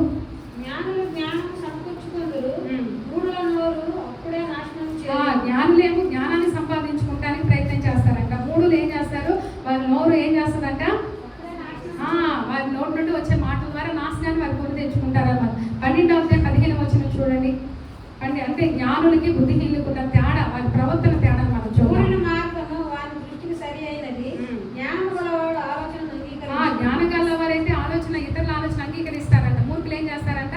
వారు చెప్పిందే సరి అని స్వభావంతో ఉంటారంట. 13:16 చూడండి. 13:16. వివేకం గల వారు తెలివి కలిగి పని జరుపుకుంటారంట. బుద్ధి వివేకం కలిగి వాళ్ళ పని వాళ్ళు చేసుకుంటారు, తెలివి గల వాళ్ళు, జ్ఞానం గల వాళ్ళు. కానీ బుద్ధిహీనులు మూర్ఖులు ఏం చేస్తారంట? ఏమన్నా అక్కడ బుద్ధిహీనుడు తన మూర్ఖతను వెల్లడిపరుచుకుంటూ ఉంటాడంట. 14:8 చూడండి. 14:8 తన ప్రవర్తనను కనిపెట్టి వివేకుల జ్ఞానమునకు లక్షణము. మోసకృత్యంలో బుద్ధిహీనులు కలగవచ్చు. చూడండి, తన ప్రవర్తన జ్ఞానం గల వాడు ఏం చేస్తాడంట? కష్టం వచ్చినా విపత్తు వచ్చినా తన ప్రవర్తన జాగ్రత్తగా ఏం చేస్తాడు? కనిపెట్టుకొని ఉంటాడంట. మోసకృత్యం అయితే బుద్ధిహీనులు అయితే ఊరికి ఏమైపోతూ ఉంటారు? పద్దాకులు మోసపరచబడుతూ ఉంటారు, పద్దాకులు విఫలమైపోతూ ఉంటారు అనమాట. అదే మనం చూద్దాం. 16 కూడా చూడండి ఏమనుంది? జ్ఞానం గలవారు భయపడి జ్ఞానం గలవారు భయపడి కీడుకి ఎలా ఉంటారంట? దూరంగా ఉంటారంట. బుద్ధిహీనుడు వెర్రవీగుతూ ఏం భయం లేదు అన్నట్టు తిరుగుతాడంట. ఎవరు? బుద్ధిహీనుడు. కొన్ని విషయాల్లో మనం జ్ఞానం కలిగి భయపడుతూ కూడా ఉండాలి అని అక్కడ హెచ్చరిక చేస్తున్నారు. అలా 16:22 చూస్తాము. 16:22 చూడండి. తెలివి గల వారికి వారి తెలివి జీవపు ఊట, మూఢులకు వారి మూఢత్వమే శాప. ఎంత గొప్ప మాట అండి. తెలివి గల వారు ఎలా ఉంటారంటే ఎప్పుడు జీవపు ఊటలాగా ఉంటారంట. మూర్ఖులు వారి మూఢత్వం మనకి ఎప్పుడు ఏం కలిగిస్తుంది? శిక్షని కలిగిస్తుంది. కాబట్టి ఎందుకు ఈ కొన్ని రిఫరెన్స్ చాలా ఉంటాయి సామెతల గ్రంథంలో. ఈ కొన్ని ఎందుకు మీకు చూపిస్తానంటే అంటే జ్ఞానం గల వారి స్వభావం ఎలా ఉంటుంది, బుద్ధిహీన స్వభావం ఉంటుంది. మనకు ఏ ప్లేస్లో ఉన్నాము, మనం ఏ ప్లేస్లో ఉన్నాము, ఈ వచనాలు అవసరమైతే ధ్యానం చేసుకొని ఇంటి దగ్గర కూర్చొని మనం ఆలోచించేయాలి. నేను ఈ ప్లేస్లో నేను ఈ పరిస్థితుల్లో ఇలా వ్యవహరిస్తున్నానా అని మన బుద్ధిమంతులుగా ఉన్నామా, బుద్ధిహీనులుగా ఉన్నామా అనేది మనం పరిశీలన చేసుకోవాలన్నమాట. కాబట్టి బుద్ధిమంతులకు ఉండే 3 గొప్ప లక్షణాలు నేను 24వ అధ్యాయంతో కూడా కంపేర్ చేసి మీకు చెప్పాలనుకుంటున్నాను. బుద్ధిమంతులకు ఉండే గొప్ప లక్షణాలు 3 ఉన్నాయి. ఒకటి ఏంటంటే వాళ్ళు సిద్ధపాటు కలిగి ఉంటారు. ఏం కలిగి ఉంటారు చెప్పండి? సిద్ధపాటు. మనం 24వ అధ్యాయం 44వ చదవండి ఒకసారి. 24:44 ఏమంది? మీరు అనుకుని మనిషి కుమారుడు వచ్చిన కనుక మీరు సిద్ధంగా ఉండండి. కాబట్టి మన అనుకునే టైంలో మనిషి కుమారుడు వస్తారు కాబట్టి మనం ఎలా ఉండాలండి? సిద్ధంగా ఉండాలి. దానికంటే ముందు సిద్ధపాటు కంటే మెలకుగా ఉండాలి. జ్ఞానం గల వాళ్ళు ఎలా ఉంటారు? మెలకుగా ఉంటారు. మెలకు అంటే ఏం మెలకు అది? చూడండి, మనము అది 42వ చూడండి. 42వ 36వ కూడా ఏమంది? అయితే ఆ దినమును కూర్చి ఆ గడియను కూర్చి తండ్రి మాత్రమే ఎరుగు కానీ ఏ మనుషుడైనను పరలోకమందుల దూతలైనను కుమారుడైనను ఎరుగరు. కాబట్టి మెలకుగా ఉండటం అంటే జ్ఞానం కలిగి ఉండటము. అంటే సిద్ధపాటుతో మెలకుగా ఉండటం అంటే కళ్ళు తెలుసుకొని చూస్తూ ఉండటం కానీ కాదు. ఎప్పుడు ఏం సంభవిస్తుంది? వివేకం కలిగి ఉండటం అన్నమాట. ఇదే మనము చదువుకున్నాం. అసలు ఈ ఉపమాన సారాంశమే 13వ వచనంలో ఉంది. 25వ అధ్యాయం 13వ వచనంలో ఈ ఉపమాన సారాంశం దేవుడు చెప్తాడు. ఆ దినమైన గడియని మీకు తెలియదు కనుక మెలకుగా ఉండండి. ఇది చెప్పడానికి ఉపమానం అంతా చెప్పారు యేసయ్య. ఆ దినం ఏంటో, ఆ గడి ఏంటో, ఎప్పుడు వస్తారో దానికి తెలియదు. కాబట్టి మీరు ఎలా ఉండాలి? మెలకు కలిగి ఉండాలి, వివేకం కలిగి ఉండాలి. ఒక్కోసారి మనము ఒకరితో పెట్టుకొని ఉన్నాం అనుకో, ఆ టైంలో యేసయ్య వచ్చారు అనుకో, ఏమవుతుందండి? ఒకసారి ఎప్పుడైనా ఆలోచన చేశారు? యాక్చువల్గా నేను ఈరోజు ఒక వీడియో క్లిప్ చూపిద్దాం అనుకున్నాను. నేను మర్చిపోయాను, పాస్టర్ చెప్దాం అనుకున్నాను. అంటే ర్యాప్చర్ గురించి సిద్ధపాటు. ఒక సంఘంలో అందరూ ఉంటారండి. సడన్గా ఏమవుతుందంటే సడన్గా యేసుప్రభు రాగానే చాలా మంది గొడవ పడుతున్న వాళ్ళు ఏడుపులు ఉంటాయి అండి. అది చూస్తుంటే ఏడుపు వచ్చేస్తుంది. అయ్యో, నేను నిన్నటి వరకు బాగున్నాను, రాత్రే పాపం చేశానని గుండెలు కొట్టుకొని ఏడుస్తారు. కాబట్టి నిన్నటి వరకు నువ్వు బాగున్నావు, నువ్వు పొద్దున తప్పు చేసావు, యేసయ్య వస్తారు. ఏమవుతుంది? అర్థమవుతుందా మెలకు కలిగి ఉండటం అంటే ఏంటి? ఎప్పటికప్పుడు హృదయాన్ని పరిశుద్ధపరచుకుంటాం. మానవులు కాబట్టి ఈర్ష్య వస్తుంది, కోపం వస్తుంది, ద్వేషం వస్తుంది, పగ వస్తుంది, అసూయ వస్తుంది. వెంటనే ఏం చేసుకోవాలి? We have to cleanse our hearts. మన హృదయాన్ని మనం ఏం చేసుకోవాలి? శుద్ధీకరించుకోవాలి. ప్రభా, ఎందుకు ఈ కోపం నాకు వస్తుంది? ఎందుకు ఈ ద్వేషం వారి మీద నాకు వస్తుంది? వద్దు ప్రభా, నాకు ఎవరు ద్వేషం వద్దు, ఎవరి మీద పగ వద్దు, ఎవరి మీద నాకు అసూయ వద్దు, నన్ను నేనుగానే ఉంటాను, నువ్వు నాకు ఇచ్చిన కృప చాలు అని ఎప్పటికప్పుడు ఏం చేసుకోవాలి? మెలకు కలిగి ఉండటం అంటే అదే అన్నమాట. కాబట్టి మన సిద్ధపాటు కలిగి ఉండాలన్నమాట. మార్కు సువార్త 13:32-37 చూడండి ఒకసారి. మార్కు సువార్త 13:32-37. ఆ దినమును కూర్చి ఆ గడియను కూర్చి తండ్రి తప్ప ఏ మనుషుడైనను పరలోకమందుల దూతలైనను కుమారుడైనను ఎరుగరు. జాగ్రత్త పడుడి, మెలకుగా నుండి ప్రార్థన చేయుడి. చూడండి, జాగ్రత్త పడండి, జాగ్రత్తగా రండి. తర్వాత మెలకుగా ఉండి ప్రార్థన చేయండి. ఆ కాలము ఎప్పుడు వచ్చునో మీకు తెలియదు. కాబట్టి జాగ్రత్తగా ఉండాలి, మనం మెలకుగా ఉండాలని చెప్తున్నారు కూడా. తెస్సలోనిక పత్రికలో కూడా 1వ తెస్సలోనిక పత్రిక 1వ అధ్యాయము 1వ తెస్సలోనిక పత్రిక 5వ అధ్యాయం 1 నుండి 6 వచనాల్లో కూడా చక్కటి ఎక్స్ప్లెనేషన్ పౌలు అక్కడ ఇస్తున్నారు. సహోదరులారా, ఆ కాలం గురించి సమయం గురించి మీకు రాయనక్కర్లేదు. రాత్రి వేళ దొంగ ఎలాగ వచ్చినా అలాగే ప్రభు దినము వచ్చినని మీకు బాగా తెలియను. లోకులు నెమ్మదిగా ఉన్నది, భయమేమి లేదని చెప్పుకొనిచుండగా గర్భిణీ స్త్రీకి ప్రసవ వేదన కలిగినట్లు వారికి అకస్మాత్తుగా నాశనం తలస్థించును కనుక వారెంత మాత్రమును తప్పించుకోలేదు. సహోదరులారా, ఆ దినము దొంగ వలె మీ మీదకి వచ్చినప్పుడు మీరు చీకటిలో ఉన్నవారు కాదు, మీరందరూ వెలుగు సంబంధులు పగటి సంబంధులు ఉన్నారు కనుక రాత్రి వారము కాము, చీకటి వారము కాము. కావున ఇతరుల వల్లే నిద్రపోక మెలకుగా ఉండి మొత్తులుగా ఉండొద్దు. మెలకుగా ఉండటం అంటే ఈ మెలకు అర్థమవుతుందండి. కాబట్టి మనం చీకటి వారం కాదు, వెలుగు సంబంధం కాబట్టి మనం ఏం చేయాలంట? అకస్మాత్తుగా దేవుడు ఎలా వస్తాడు? దొంగ చెప్పొస్తాడండి మీ ఇంటికి, నేను ఈ రాత్రి రాబోతున్నాను, ఇటు నుండి కన్నం వేయబోతున్నాను, మిమ్మల్ని ఏం చేయను, మీరు తలుపు వేసుకున్నా కూడా తాను చెప్తాడా? అకస్మాత్తు. కాబట్టి దొంగ ఎలా వస్తాడు? అలాగా నేను వస్తానని చెప్తాను. కాబట్టి మనము మెలకుతో ఉండాలంట, సిద్ధపాటు కలిగిన మెలకుల గురించి ఇక్కడ మాట్లాడుతున్నారు. ప్రకటన గ్రంథంలో కూడా మనము ధ్యానం చేసుకుని ఉన్న 3వ అధ్యాయంలో 2వ వచనం నుండి ఒకసారి చెప్పండి. ప్రకటన గ్రంథం 3వ అధ్యాయము 2 నుండి 4 వచనాలు. నీ క్రియలు నా దేవుని ఎదుట సంపూర్ణమైనవిగా నాకు కనబడలేదు కనుక జాగ్రత్తపడవై చాలనైన మిగిలిన వాటిని బలపరచు. నీవు ఎలాగ ఉపదేశం పొందితివో, ఎలాగ వింటివో జ్ఞాపకం చేసుకొని దానిని దయపరచు, మారు మనసు పొందుము. నీవు జాగ్రత్తపడవై ఉన్నని ఎడల నేను దొంగ వలె వచ్చేదను, ఏ గడియను నీ మీదకు వచ్చేదను నీకు తెలియదు. అయితే తమ వస్త్రములను అపవిత్రపరచుకోవాలని కొందరు సార్దీసులో నీ యొద్ద ఉన్నారు. వారు అడుగులు కనుక తెల్లని వస్త్రములు ధరించుకొని నాతో కూడా సంచారం. చాలండి. సార్దీస్ సంఘం గురించి మాట్లాడుతూ కొన్ని విషయాల్లో మీరు ఇదైపోయారు. ఇంకా ఒక మాట చెప్పారు కదా, మిగిలి ఉన్న వాటినైనా మాస్టర్ గారు దీని గురించి మనకి వాక్యం చెప్పి, మిగిలి ఉన్న వాటినైనా బలపరుచుకొని జాగరూకుడిగా ఉండు. నేను వస్తాను. కొంతమంది మీలో మంచివారు ఉన్నారు, వారు నేను వచ్చినప్పుడు సిద్ధపాటు కలిగి ఉంటే వాళ్ళు ఏమి ఇస్తారంటే యేసయ్య తన వస్త్రాలు ఇస్తారంట. కాబట్టి రక్షణ వారు తెల్లని వస్త్రాలు ధరించుకొని ఆయనతో ఉంటారంట. మరి మనం ఆ ప్లేస్లో ఉంటామా లేదా? మెలకు కలిగి ఉండడం అనేది చాలా ప్రాముఖ్యం అన్నమాట. రెండవదిగా మా జ్ఞానం గల వారు మొట్టమొదటిగా మెలకు ఉంటారు. రెండవదిగా ఎలా ఉంటారు? సిద్ధపాటు కలిగి ఉంటారు. మెలకుకి సిద్ధపాటుకి పెద్ద వ్యత్యాసం ఏమి లేదు. కానీ ఇక్కడ మనం చూస్తే 44వ వచనంలో మనం చదువుకున్నాం కదా ఇందాక, మీరు అనుకున్న గడిలో మనిషి కుమారుడు వచ్చిన కనుక మీరు ఎలా ఉండాలి? సిద్ధంగా ఉండాలి. సిద్ధపాటు గురించి ఆధ్యాత్మికంగా మనం ఎలా ఉండాలి? సిద్ధంగానే ఉండాలి. ఇక్కడ ఆలోచన చేస్తే నిద్రపోకుండా ఉండాలని కాదు. 10 మంది కన్యకలు నిద్రపోయారా లేదా? నిద్రపోయారు. కానీ 5గులో ఉన్న వ్యత్యాసం ఏంటంటే వారు నిద్రపోతున్న పెళ్లి కుమారుని స్వరం వినబడగానే ఆయన ఎదుర్కొనగలిగే సిద్ధపాటుతో నిద్రపోతున్నారు వాళ్ళు. అర్థమవుతుందా? వాళ్ళకి ఏముంది? దివిటీలో నూనె ఉంది. ఎప్పుడు పెళ్లి కుమారుడు వచ్చినా కూడా వెళ్ళగలిగే ఇది ఉందన్నమాట. సిద్ధంగా మీరు సిద్ధంగా. కాబట్టి మనం చూస్తే 5గురేమో వరుని రాకుల కొరకు సిద్ధపాటుతో నిద్రపోతున్నారు. వీరిని సిద్ధంగా ఉంచేది ఏంటి చెప్పండి? మనం ఆలోచన చేస్తే వీరిని సిద్ధంగా ఉంచింది ఏంటి? బుద్ధిమంతుల్ని పరిశుద్ధాత్మ దేవుడు వారిలో ఉన్నారు కాబట్టి వారు సిద్ధంగా ఉన్నారు. బైబిల్ గ్రంథంలో పరిశుద్ధాత్మ లేని వారు, పరిశుద్ధాత్మ మనలో లేకపోతే మన క్రైస్తవం కాదండి. మన క్రైస్తవం అని చెప్పుకోవడానికి అర్హత లేదు. పరిశుద్ధాత్మ ద్వారా మనం నడిపింపబడితేనే మనం దేవుని బిడ్డలము. మన సొంత ఆలోచనతో నడిపింపబడితే మనం దేవుని బిడ్డలము కాలేరు. ఈ విషయాన్ని మీరు ఎప్పుడు మర్చిపోవద్దు. అందుకే బైబిల్లో సామెతల గ్రంథం 3వ అధ్యాయం 5వ వచనాన్ని ఎక్కువగా నేను నమస్సులు చెప్తా ఉంటాను. మీ స్వబుద్ధిని ఆధారం చేసుకునగా మీ పూర్ణమైన హృదయంతో యెహోవాయందు నమ్మిక ఉంచండి. మన ప్రవక్తన అంతటి మీద అధికారి ఎవరు ఉండాలి? యేసే ఉండాలి. ఎవరి ప్రవక్తన మీద సంపూర్ణ అధికారము పరిశుద్ధాత్మ దేవుడు కలిగి ఉంటారో వారే దేవుని బిడ్డలు. అర్థమవుతుందా? వారు ఎప్పుడు యేసయ్య వచ్చినా కూడా ఏమవుతారు? ఆయన ఎదుర్కోగలిగిన సిద్ధపాటు కలిగి ఉంటారు. స్వబుద్ధిని ఎవరు ఆధారం చేసుకొని బ్రతుకుతారో వారు ఎంత దేవుని బిడ్డలని చెప్పుకున్నా దేవుని దృష్టిలో దేవుడు వారిని ఎరగలేదని అర్థం అన్నమాట.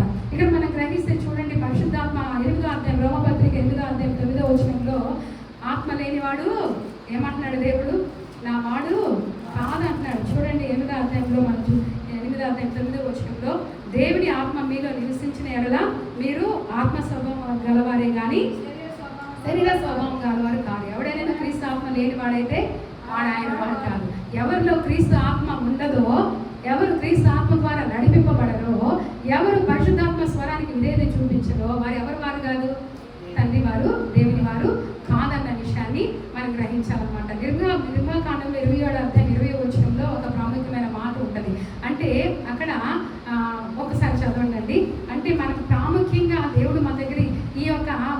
కన్యకలకి దేవుడు వారికి ఇచ్చిన బాధ్యత ఒక్కటే. ఏం బాధ్యత?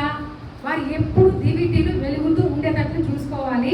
పెళ్లి కుమారుడు వచ్చినప్పుడు ఎదుర్కొనేటప్పుడు ఆ దివిటీలతో ఆయన కొనిపోయే స్థలానికి మనము వెళ్ళాలి. అదొక్కటే వాళ్ళకి ఇచ్చిన బాధ్యత. ఏం బాధ్యత అండి? ఈ 10 మందికి ఉన్న బాధ్యత ఏంటి? దివిటీలను ఎప్పుడు వెలుగుతూ ఉండేటట్లు చూసుకోవాలి. దీపం నిత్యం వెలుగుచున్నట్లు దీపం నాకు దంచి తీసిన ఒలివలను కూడా తేవాలని ఇశ్రాయేలుకు ఆజ్ఞాపించు. ఆ ప్రత్యక్ష గుడారంలో ఎప్పుడు దీపం వెలుగుతుండేటట్లుగా, ఎప్పుడు ఆరిపోకూడదంట, ఎప్పుడు. కాబట్టి క్రైస్తవులంగా దేవుడికి మనకి ఇచ్చిన బాధ్యత మనం ఎప్పుడు వెలుగుతూ ఉండాలంట. కాబట్టి మనకి ఇచ్చిన బాధ్యత ఒకటే, మీ దీపాలు ఎప్పుడు వెలిగేటట్లుగా చూసుకోండి. యేసే మనకందరికి ఇచ్చిన బాధ్యత ఒకటే. మనకి రక్షణ ఇచ్చాడు. ప్రభువు రాకడ వరకు ఓపికతో ఆ రక్షణ అంత వరకు సహించేవారు ఏమవుతారు? నిత్య జీవాన్ని పొందుకుంటారన్న వాక్యం కూడా మనం చదువుతున్నాం అన్నమాట. కాబట్టి ఆ దీపం అనేది ఆరిపోకుండా చూసుకోవాలన్నమాట. ఇక్కడ మనం చూస్తే కొందరి దీపాలు ఏమైపోయినాయి మనం గ్రహిస్తే, ఆ దీపాలు మధ్యలో మగమగలాడుతూ ఆరిపోతూ ఉన్నాయి. కాబట్టి వారు అనుకున్న గమ్యాన్ని చేరుకోగలిగారా? చేరుకోలేదు. ఒక సేవకుడు ఇలా చెప్తున్నాడు, half done is not done. ఏ పనైనా కూడా సగం చేస్తే అది చేసినట్లు కాదంట. పాపం ఎంత కష్టపడ్డారు వారు, ఎంతసేపు ఎదురు చూశారు. వాళ్ళ దగ్గర కూడా దివిటీలు ఉన్నాయి. మనకి వింటుంటే బాధ అనిపిస్తుంది. కానీ వారి నూనె కొంచెం ముందుగానే వారి దగ్గర ఉంచుకొని ఉంటే బాగుండేది. ఆ పని వారు చేయలేదు. కాబట్టి దేవుని లెక్కలో వాళ్ళు ఏం చేయనట్టు? పని చెయ్యనట్టే.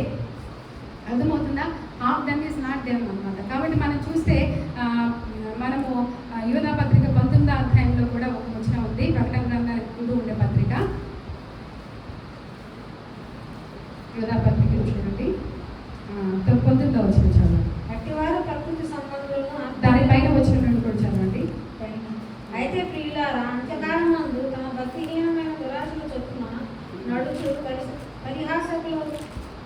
పరిహాసకులుందని మన ప్రభు అయిన యేసుక్రీస్తు అపోస్తలులు పూర్వమందు మీతో చెప్పిన మాటను జ్ఞాపకం చేసుకోండి. అట్టి వారు ప్రకృతి సంబంధులను ఆత్మ లేని వారులై ఉండి దేహంలో కలగజేయుచున్నారు. చూసారా? మనము అంటే లోక సంబంధమైన ఆశలకు ఇడవబడితే ప్రకృతి సంబంధం వారంగా ఉండి ఆత్మ లేని వారంగా ఉంటామని యూదా పత్రిక కూడా హెచ్చరించేస్తుంది. కాబట్టి మనము సిద్ధపాటు లేని క్రైస్తవులు ఎలాంటి వారంటే కాయలు లేని చెట్లు లాంటి వాడు. ఎలాంటి వాడు చెప్పండి? కాయలు లేని చెట్లు. వాళ్ళ ఫలం ఉందా? ప్రయోజనం ఉందా? దేవుడు అంజూరపు చెట్ల గురించి 24వ అధ్యాయంలో కూడా ఉపమానం చెప్పారు. కాబట్టి ఏం వెతికారు ఆయన? ఫలం వెతుకుతున్నాడు మనలో. ఎంతకాలమైనా కూడా మనలో ఫలం కలగకపోతే ఏం చేస్తాడు ఆయన? నరికి వేస్తాను, గొడ్డలి వేరులో ఉంది అంటున్నాడు. కాబట్టి మనము సిద్ధపాటు లేని క్రైస్తవులు ఎలాంటి వారంటే కాయలు లేని చెట్లు లాంటి వారు, నీరు లేని మేఘం లాంటి వారు. చాలా కాలం వర్షం పడలేదు, కరువు, బాధ, వర్షం చక్కగా మబ్బు పట్టింది అనుకోండి, మనం ఎంత ఎదురు చూస్తామో వర్షం పడిద్దని.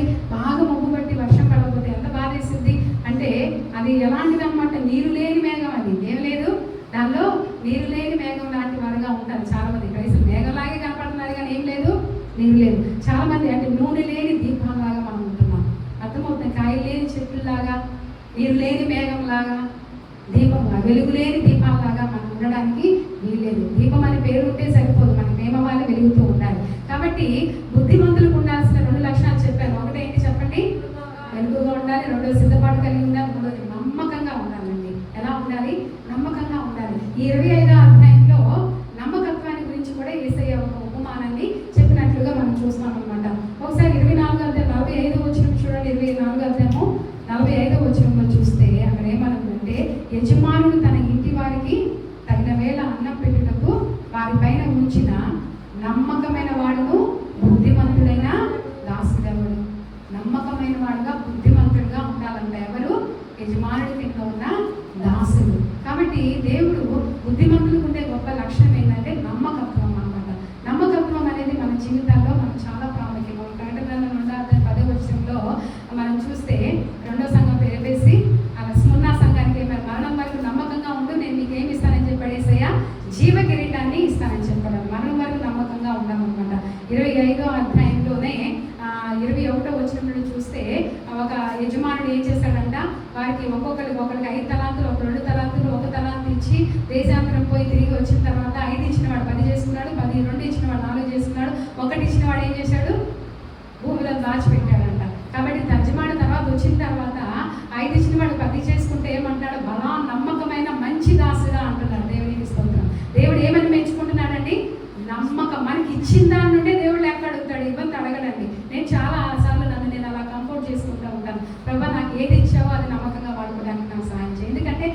ఇచ్చిన దాన్ని దేవుని గురించి లెక్క అడుగుతాడు. కాబట్టి ఒకటి ఇచ్చిన వాడు 2 చేసుకుంటే కూడా దేవుడు అభినందించేవాడు. ఏమనేవాడు? అతను కూడా వాళ్ళ ఆయన నమ్మకమైన మంచి దాసుగా అనేవాడు. కానీ ఆ ఒకటి ఇచ్చిన వాడు దాన్ని ఏం చేశాడు? దాచిపెట్టాడు. కాబట్టి కానీ ఆ దాచిపెట్టిన వ్యక్తిని ఏమంటున్నాడు? సోమరివైన, 2 పదాలు వాడాడు. సోమరివైన చెడ్డదాసుగా అంటున్నాడు. కాబట్టి అంటే మనం సోమరులుగా ఉండొద్దు, ఉన్నదాన్ని నమ్మకంగా దేవుని కొరకు వాడుకోవాలనేది దేవుని ఉద్దేశం అన్నమాట. కాబట్టి దేవుడు ఎదురు చూస్తున్న మన దగ్గర ఏంటి చెప్పండి? నమ్మకత్వాన్ని ఎదురు చూస్తున్నారు అనమాట. అపోస్తలులు మనం చూస్తే నమ్మకత్వాన్ని గురించిన వాక్యాలు మనము యోహాను సువార్త 21వ అధ్యాయం 15 నుండి 17 వచనాలు ఒకసారి చూడండి. యోహాను సువార్త 21వ అధ్యాయము, సరే అది వదిలేసేయండి సమయం. 1 కొరింథీ పత్రిక 4:2 చూడండి. 4:2 1 కొరింథీ పత్రిక 4:2 తీసారండి ఎవరైనా? 4:2 1 కొరింథీ. మరి గృహ నిర్వాహకులలో గృహ నిర్వాహకులలో ప్రతివాడు నమ్మకంగా ఉండటం అనేది చాలా ఆవశ్యకం. దీని గురించి మీతో మాట్లాడాను నేను చాలాసార్లు. గృహ నిర్వాహకత్వం అంటే మనం అందరం కూడా గృహ నిర్వాహకులమే. మనకి ఎన్ని ఉన్నా కూడా, మనకున్న ఇల్లు అయినా, చర్చి అయినా, లేకపోతే సంపద అయినా, అందరికీ హక్కుదారులు ఎవరు? Owner is God. But only మనం ఎవరము నమ్మకమైన వారంగా ఉండాలని ఆయన ఎదురు చూస్తున్నాడు అనమాట. కాబట్టి నమ్మకత్వం అనేది చాలా ప్రాముఖ్యం. 2 తిమోతి పత్రిక 2:2లో కూడా అపోస్తలుడైన పౌలు తిమోతికి ఏం చెప్తాడంటే, నేను నిన్ను అలాగా నమ్మకమైన పరిచారకుడిగా తయారు చేశాను, నువ్వు కూడా ఆ బాధ్యతను నమ్మకమైన వారికి అప్పచెప్పమన్నాడు. కాబట్టి దేవుడు పరిచారకుల దగ్గర నుండి ఎదురు చూసేది ఏంటి? నమ్మకత్వం అనేది మనం గుర్తుపెట్టుకోవాలన్నమాట. కాబట్టి మత్తయి సువార్త 25వ అధ్యాయంలోకి మనం వచ్చేద్దామండి. ఈ 25వ అధ్యాయంలో మనము 1 నుండి 13 వచనాల్లో తెలుసుకోవాల్సిన విషయాలు ఏంటంటే, మనము ప్రాముఖ్యంగా గ్రహించాల్సిన విషయం క్రీస్తు 2వ రాకడ గురించి సూచిస్తుందని ఉపమానము. అయితే కన్యకలే కానీ, అందరూ కన్యకలే కానీ 5 బుద్ధిమంతులు, 5 బుద్ధి లేని వారుగా ఉన్నారు. వారికి ఉన్న తేడా ఏం చెప్పండి? ఒకరికి దేవుని ఆత్మ కలిగిన వారుగా ఉన్నారు, మరి కొందరు దేవుని ఆత్మ లేని వారుగా ఉన్నారనమాట. కాబట్టి మనం చూస్తే 3-4 వచనాల్లో గమనించినట్లయితే, 3-4 వచనాలు మనం ఒకసారి చదువుతున్నాము. ఇక్కడ చూస్తే సగం మంది ఏమో ఏం చేశారు చెప్పండి? ఇందాక మీకు చెప్పినట్లుగా సగం మంది వారి పని చక్కగా చేశారు 5. ఇంకా సగం మంది ఏం చేశారు? సగం పనే చేశారు. కాబట్టి దేవుని దృష్టికి మరి ఏమైనారంటే, పెళ్లి కుమారుడు ఆలస్యం చేసే కొద్దికి వీళ్ళు ఏమనుకున్నారు? వచ్చేస్తానులే అప్పుడు దాకా సరిపోయిద్దిలే ఆయన అనుకున్నారు. కానీ ఆయన ఆలస్యం చేసే కొద్దికి వీళ్ళకి ఏమైంది చెప్పండి? వీళ్ళలో ఉన్న ఆయిల్ అయిపోయింది అనమాట, నూనె అయిపోయింది అనమాట. అన్ఎక్స్పెక్టెడ్ టైంలో మనం 6వ వచనంలో చూస్తే, ఎప్పుడు వచ్చాడు పెళ్లి కుమారుడు? 5వ వచనం చూస్తే, పెళ్లి కుమారుడు ఆలస్యం చేయగా వారందరికీ పుణ్యం ఎదురుచుంది. అర్ధరాత్రి వేళ ఇదిగో పెళ్లి కుమారుడు అతను ఎదుర్కొని వెంటనే ఒక కేక వినపడింది. ఎప్పుడు వచ్చాడంటే ఈ పెళ్లి కుమారుడు? ఆలోచించండి, పెళ్లి కుమారుడు ఎప్పుడు వచ్చాడంట? ఎప్పుడైనా ఎక్స్పెక్ట్ చేస్తారంటే ఏదైనా వివాహము అర్ధరాత్రిలో పెళ్లి కుమారుడు రావటం చూసారా? చూస్తే అర్ధరాత్రి ఎవరు అన్ఎక్స్పెక్టెడ్ అంటే దీన్ని మనకి ఏది సూచిస్తుందంటే, అన్ఎక్స్పెక్టెడ్ టైంలో, మనం ఊహించిన టైంలో ప్రభువు వస్తారు. కాబట్టి అందుకే ఎప్పుడు మనం ఎలా ఉండాలి? సిద్ధం కలిగి ఉండాలి. అన్ఎక్స్పెక్టెడ్ నోవహు దినాల్లో ప్రతిరోజు ఇట్లా జలప్రలయం వస్తుంది, సిద్ధపడండి ఓడలోకి రండి అని చెప్తే అందరూ హేళన చేశారు. కాబట్టి వెర్రివాడు అన్నారు. కానీ సడన్గా ఏమైంది? ఒక దినాన వర్షం స్టార్ట్ అయింది. ఆగిపోయిందిలే అనుకున్నారు. స్టార్ట్ అయిన తర్వాత కూడా అప్పుడైనా వచ్చి, కాకపోతే అప్పుడు వచ్చినా కూడా అవకాశం లేదు. ఎందుకంటే ఏమైంది? తలుపులు మూసేశాడు యేసయ్య. ఎందుకంటే చివరి వరకు అవకాశం ఇచ్చాడు అందరూ. కాబట్టి వాళ్ళు చివరి వరకు అవిధేయులుగానే ఉన్నారు. కాబట్టి ఏమయ్యో చెప్పండి? మంచి వారందరూ కూడా ఎత్తపడతారు. అవిధేయులుగా ఉన్న వాళ్ళు, సిద్ధపాటు లేని వారు, లేకపోతే అవిధేయులు అందరూ ఏమవుతారు చెప్పండి? విడవపడతారు. కాబట్టి అన్ఎక్స్పెక్టెడ్ టైంలో, మనం ఊహించిన టైంలో, ఎప్పుడు వస్తారో తెలియదు. ఇప్పుడు రావచ్చు, కాసేపు అయిన తర్వాత రావచ్చు, ఎప్పుడైనా రావచ్చు. కానీ మనం చిన్నప్పటి నుండి విని ఏమవుతుంది?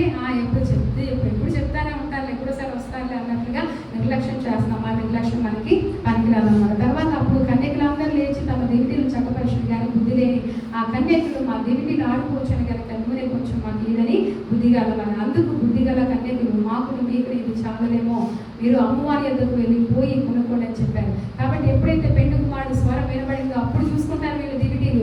చూస్తే అమ్మో మా దీపాలు ఆరిపోయేటట్లు ఉన్నాయి, నూనె లేదు, ఏం లేదు, వీళ్ళకి సిద్ధంగా నూనె లేదు. కాబట్టి సిద్ధపాటుతో ఉన్న నూనె లేదు. కాబట్టి అప్పుడు చూసుకొని భయపడి బాధపడి ఏమంటున్నారు? ఆ బుద్ధిగల కన్యకల దగ్గరికి వెళ్ళి అడుగుతున్నారండి. ఈ విషయం చాలా బాధాకరమైన విషయం. అయితే ఈ ప్లేస్లో ఆలోచన చేస్తే వాళ్ళు కొంచెం ఇవ్వచ్చు కదా అన్నట్లుగా మనకు అనిపిస్తుంది. కానీ రక్షణ అనేది ఎవరి రక్షణ వాళ్ళదే. ఎవరు చెప్పండి? ఎవరి రక్షణ వాళ్ళదే. ఈ విషయంలో కాంప్రమైజ్ అయితే దేవుడు భర్తను రక్షించదు, నీ భర్త రక్షణ నిన్ను రక్షించదు, నీ రక్షణ నీ పిల్లలు రక్షించదు, నీ పిల్లల రక్షణ నిన్ను రక్షించదు. కాబట్టి మనము యెహెజ్కేలు గ్రంథంలో చదువుకున్నాం కదా, 14:14లో గత వారంలో కూడా మాస్టర్ దాని గురించి వాక్యం చెప్పారు. యోబు, దానియేలు, ఇంకెవరు, నోవాహు, అలాంటి వారు వచ్చి ప్రార్థన చేసినా కూడా మిమ్మల్ని రక్షించను అన్నారు. అంటే గొప్ప ప్రార్థన పనులు వారు దేవుని దగ్గర, అంటే అన్ని విషయాల్లో పర్ఫెక్ట్గా ఉన్నవారు. నువ్వు ఎంత గొప్ప విశ్వాసంగా ఉండొచ్చు, నువ్వు ఎంత నమ్మకస్తురాలుగా ఉండొచ్చు, ఎంత సమర్పణ కలిగిన స్త్రీగా ఉండవచ్చు, నీ రక్షణ బట్టి నీ భర్తను దేవుడు రక్షించడండి. తన రక్షణ తనకు కావాలి. కాబట్టి తన రక్షణ పొందేంత వరకు నువ్వు ప్రయాసపడి నీ కుటుంబీకులు రక్షణ పొందుటకు ప్రయాసపడడం చాలా ప్రాముఖ్యం. ఒకసారి ఆలోచించండి, నువ్వు పరలోకంలో ఉంటావు, వారు అగ్ని ఆరని పురుగు చావన నరకంలో వేదన పడుతూ పళ్ళు కొడుతూ ఏడుస్తూ ఉంటే ఎలా ఉంటుంది? ఆలోచించారు ఎప్పుడైనా? ఈ విషయం గురించిన సీరియస్ ఆలోచన మీకు ఉంటే మీరు ఏది చేసైనా, ఎంత చేసైనా, ఎంత త్యాగం చేసైనా, ఎంత సమర్పణ చేసైనా నీ భర్తని పిల్లలు రక్షించుకోవడానికి ఏం చేస్తారు? ప్రయాసపడతారు. ఎవరి రక్షణ వాడిదే అనమాట. మనము మనలో ఉన్న యేసయ్యను, మనలో ఉన్న పరిశుద్ధాత్మను ఇంకొకటిలోకి పోయలేము. వీళ్ళు ఈ బుద్ధిగల వారు ఏం చేస్తారు చెప్పండి? ఆ ప్లేస్లో మనం ఉంటే ఏం చేస్తాం, కానీ ఈ బుద్ధిగల వాళ్ళు ఏం చేస్తున్నారు? కొన్ని ఇచ్చేవి ఉంటాయి, కొన్ని ఇవ్వనే ఉంటాయి. మనం ఏం చేయాలి? ఇది మీకు మాకు చాలదు, మేము మీకు వస్తే మేము ఇద్దరు మారిపోయే అవకాశం ఉంది, కాబట్టి మీరు అమ్మే వారి దగ్గరికి వెళ్ళి కొనుక్కోండి అంటున్నాడు. మనం ప్రకటన గ్రంథంలో చదువుకున్నాం కదా, మీ కళ్ళకు వెలుగు కలిగినట్లు కాటుకు కొనుక్కోండి. ఏం కొనుక్కోవాలి? ఇంకా మీరు వస్త్రహీనులుగా ఉండకుండా వస్త్రాలు కొనుక్కోండి. కాబట్టి కొనుక్కోవాలి, కొన్ని వెల ఇచ్చి కొనుక్కోవాలి మనము మన జీవితంలో. కాబట్టి వెల పెట్టి ఎవరి రక్షణ వాడే. మన చూడండి, యేసు ప్రభు పిల్లలే ఉన్నారు కానీ ఎవరు లేరు? మనం సంతానం లేరు. మనం అందరం పిల్లలే. నీ పిల్లలు ఆయనకి పిల్లలే, నువ్వు ఆయనకి పిల్లలే. అర్థమవుతుందా? కాబట్టి ఎవరి రక్షణ వారిదే అన్న విషయాన్ని మనము గ్రహించాలన్నమాట. కాబట్టి పరిశుద్ధాత్మ, నీలో ఉన్న పరిశుద్ధాత్మ దేవుడు నిన్ను కాపాడతాడు. నీలో ఉన్న పరిశుద్ధాత్మ దేవుడు నీ భర్తను కాపాడు, నీ పిల్లలను కాపాడు. కాబట్టి రక్షణ విషయంలోకి వచ్చేసరికి ఎవరి రక్షణ వారిదే అన్న విషయాన్ని మనం గ్రహించాలి. 2 కొరింథీ 4:10 ఒకసారి చదవండి. 2 కొరింథీ పత్రిక 4:10 చదువుతున్నామండి. 4:10 చూడండి. 2 కొరింథీ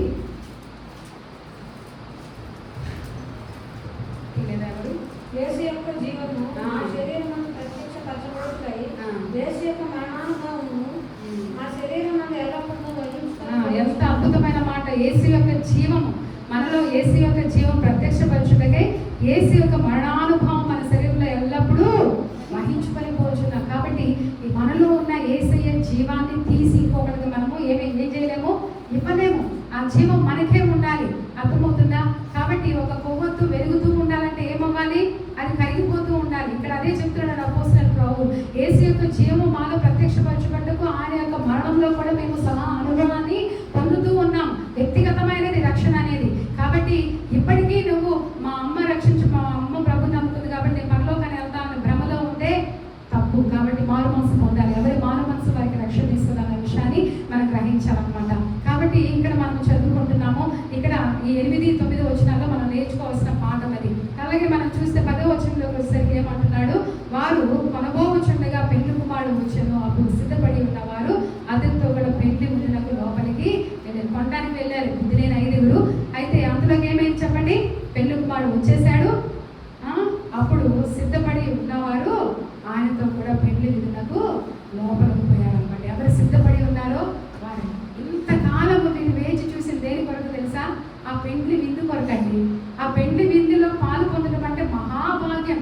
మనం 22వ అధ్యాయం మత్తయి సువార్త 22వ అధ్యాయం 1-4 వచనాలు చూస్తే అక్కడ పెండ్లి విందులో ఎంత గొప్ప విందు ఉంటుందో. ఒక యజమానుడు ఏం చేశాడు? పెండ్లి విందుని ఏర్పాటు చేసి అందరిని ఆహ్వానించే అక్కడ ఏముంది? 4వ వచనం ఒకసారి చూడండి. 22:4లో ఏమేమి ఎద్దులను తోలిన పశువులను వదిలిపబడినవి అంతయు సిద్ధంగా ఉన్నది. పెళ్లి విందుకు రండి అని పిలువబడిన గ్రేట్ ఫీస్ట్ అన్నమాట. ఇది గొప్ప విందు. అదే మనము పరలోక మహోత్సవమైన విందు అని మనం చెప్తాం. 7 ఏళ్ళ విందు, మహోత్సవం, పెళ్లి విందు అని మనం వింటాం అన్నమాట. కాబట్టి ఈ పెళ్లి విందులో పాలు పొందడానికి ఇంత ప్రయాసపడి చివరికి ఏమయ్యారు? వీరు విందు శాలలో లోపలికి వెళ్ళి తలుపు వేయబడిన తర్వాత వచ్చారు. ఎంత బాధకరమైన విషయం కదా. కాబట్టి ఆ గొప్ప విందులో పాలు పొందుకునే ఆధిక్యతను మరి ఏమయ్యారు? కోల్పోయారు అనమాట. ఇక్కడ చూస్తే బాధకరమైన విషయం 11వ వచనంలో ఏమంది? అంతటా తలుపు వేయబడిన. ఎంత బాధేస్తుందో ఆలోచన చేయండి. మరి కొంచెం అలా వెళ్ళి వచ్చారు, ఏమైపోయింది? తలుపు వేయబడింది. నోవాహు దినాల్లో తలుపు వేయబడిన తర్వాత ఎవరు వచ్చి తలుపు కొట్టిన? దేవుడే. నోవాహు ఎక్కడ తలుపు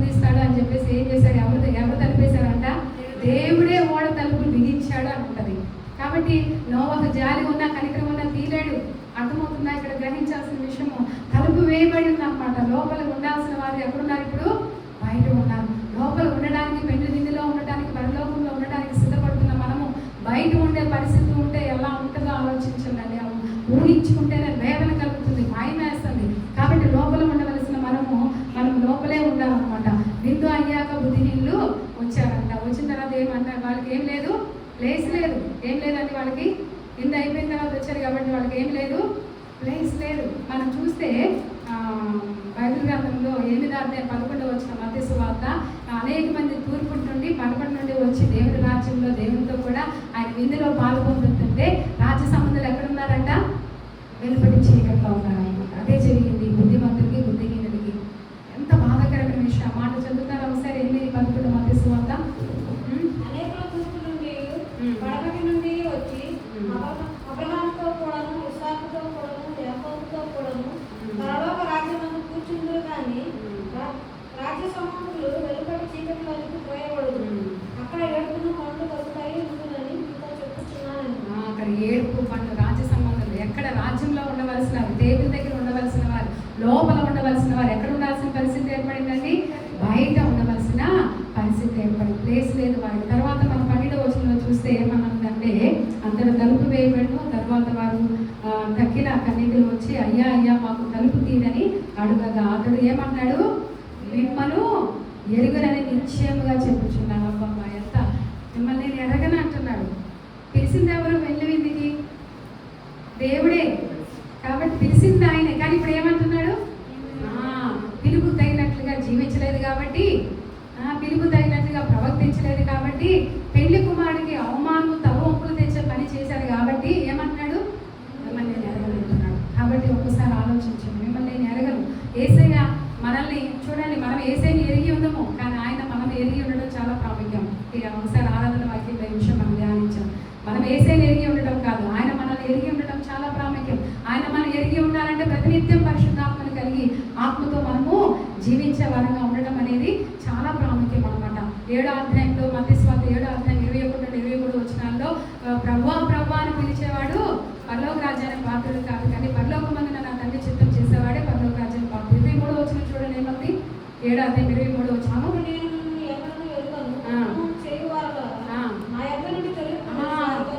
చూసారా? అక్రమం చేసేవాళ్ళ నా ఎదురు నుండి వెళ్ళిపోండి అంటున్నాడు. అక్రమం చేసేవారితో మళ్ళీ ఆ యొక్క సిద్ధపాటు లేని వారిని పోలుస్తున్నాడు అనమాట.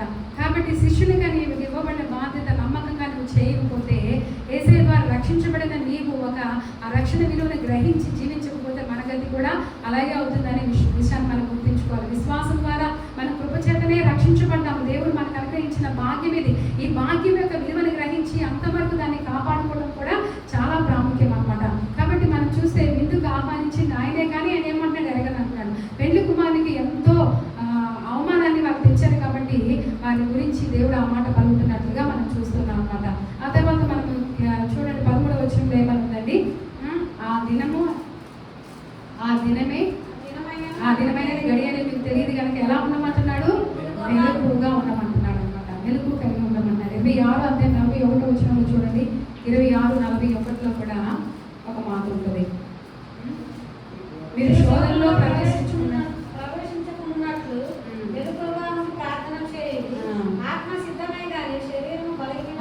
ఈ మాట నిజంగా ఎన్నిసార్లు మనం ధ్యానం చేయాలి. చాలాసార్లు మన ఆత్మ ఎప్పుడు కూడా దేవునితో ఉండాలి, దేవుని బిడ్డగా ఉండాలని ఆశపడతాం, కానీ మన శరీరం ఎప్పుడు బలహీనపరుస్తూ ఉంటుందండి ఎన్నో విషయాల్లో. కాబట్టి ఆత్మ చేత శరీరాన్ని జయించగలిగే క్రైస్తవులుగా మనం ఉండాలి. అదే మెలకువ కలిగి జీవించడం అనమాట. కాబట్టి అలాగే లూకా సువార్త 22:46లో కూడా అదే మాట మనం చూస్తాం. చూడండి 22:46. మీరు శోధనలో ప్రవేశించుకున్నట్లు మెలకువగా ఉండి ఏమనుందండి? 22:46 లూకా సువార్త. మీరెందుకు నిద్రించుచున్నారు? శోధనలో ప్రవేశించకున్నట్లు లేచి ప్రార్థన చేయడానికి యేసయ్య శిష్యులతో చెప్పిన మాట. మీరు ఎందుకు నిద్రపోతున్నారు? మెలకువ కలిగి ప్రార్థన చేయండి. విపత్తు రాబోతుంది, శ్రమ రాబోతుంది, క్రీస్తు రాబోతున్నాడు. కాబట్టి మెలకువ కలిగి ప్రార్థన చేయండి అని చెప్పేసి హెచ్చరిక చేస్తున్నాను అనమాట. కాబట్టి ఈ ఉపమానంలో మనం ఎన్నో విషయాలు నేర్చుకుంటున్నాము. చూడండి, బుద్ధి గల వారైతే ఎలా కలిగి ఉంటారు, నమ్మకంగా ఉంటారు. బుద్ధి లేని వారు ఎలా ఉంటారు అనేది 24వ అధ్యాయంలో మనం ఒకసారి చూద్దాము. 24వ అధ్యాయంలో మనం చూస్తే 48వ వచనం మనం చూద్దాము. 24:48 అయితే దుష్టుడైన ఒక దాసుడు నా యజమానుడు ఆలస్యం చేయుచున్నాడని తన మనసులో అనుకొని తన తోటి దాసులను కొట్ట మొదలుపెట్టి త్రాగుబోతులతో తినుచు త్రాగుచుండెను.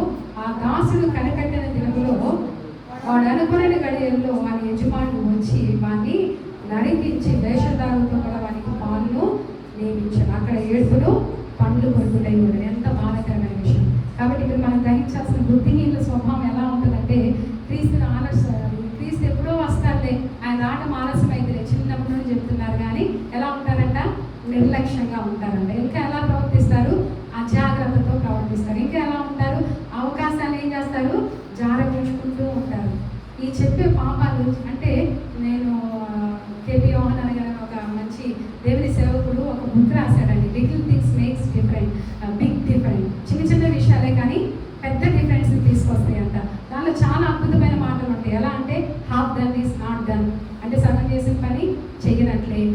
లేట్ ఒబీడియన్స్ ఇస్ డిసొబీడియన్స్, అంటే ఆలస్యంగా విధేయత చూపించడం కూడా అవిధేయత కిందకే. అంటే చిన్న చిన్న ఇట్లాగే ఆలస్యం చేయడం కూడా పాపమే, నిర్లక్ష్యం చేయడం కూడా పాపమే, అజాగ్రత్తతో ఉండటం కూడా పాపమే. అవకాశాలు ఎన్ని అవకాశాలు దేవుడు ఇచ్చిన కొంతమంది ఎలా ఉంటారంట? జారవించుకుంటూ ఉంటారంట. ఇవన్నీ కూడా బుద్ధిహీనుల స్వభావం.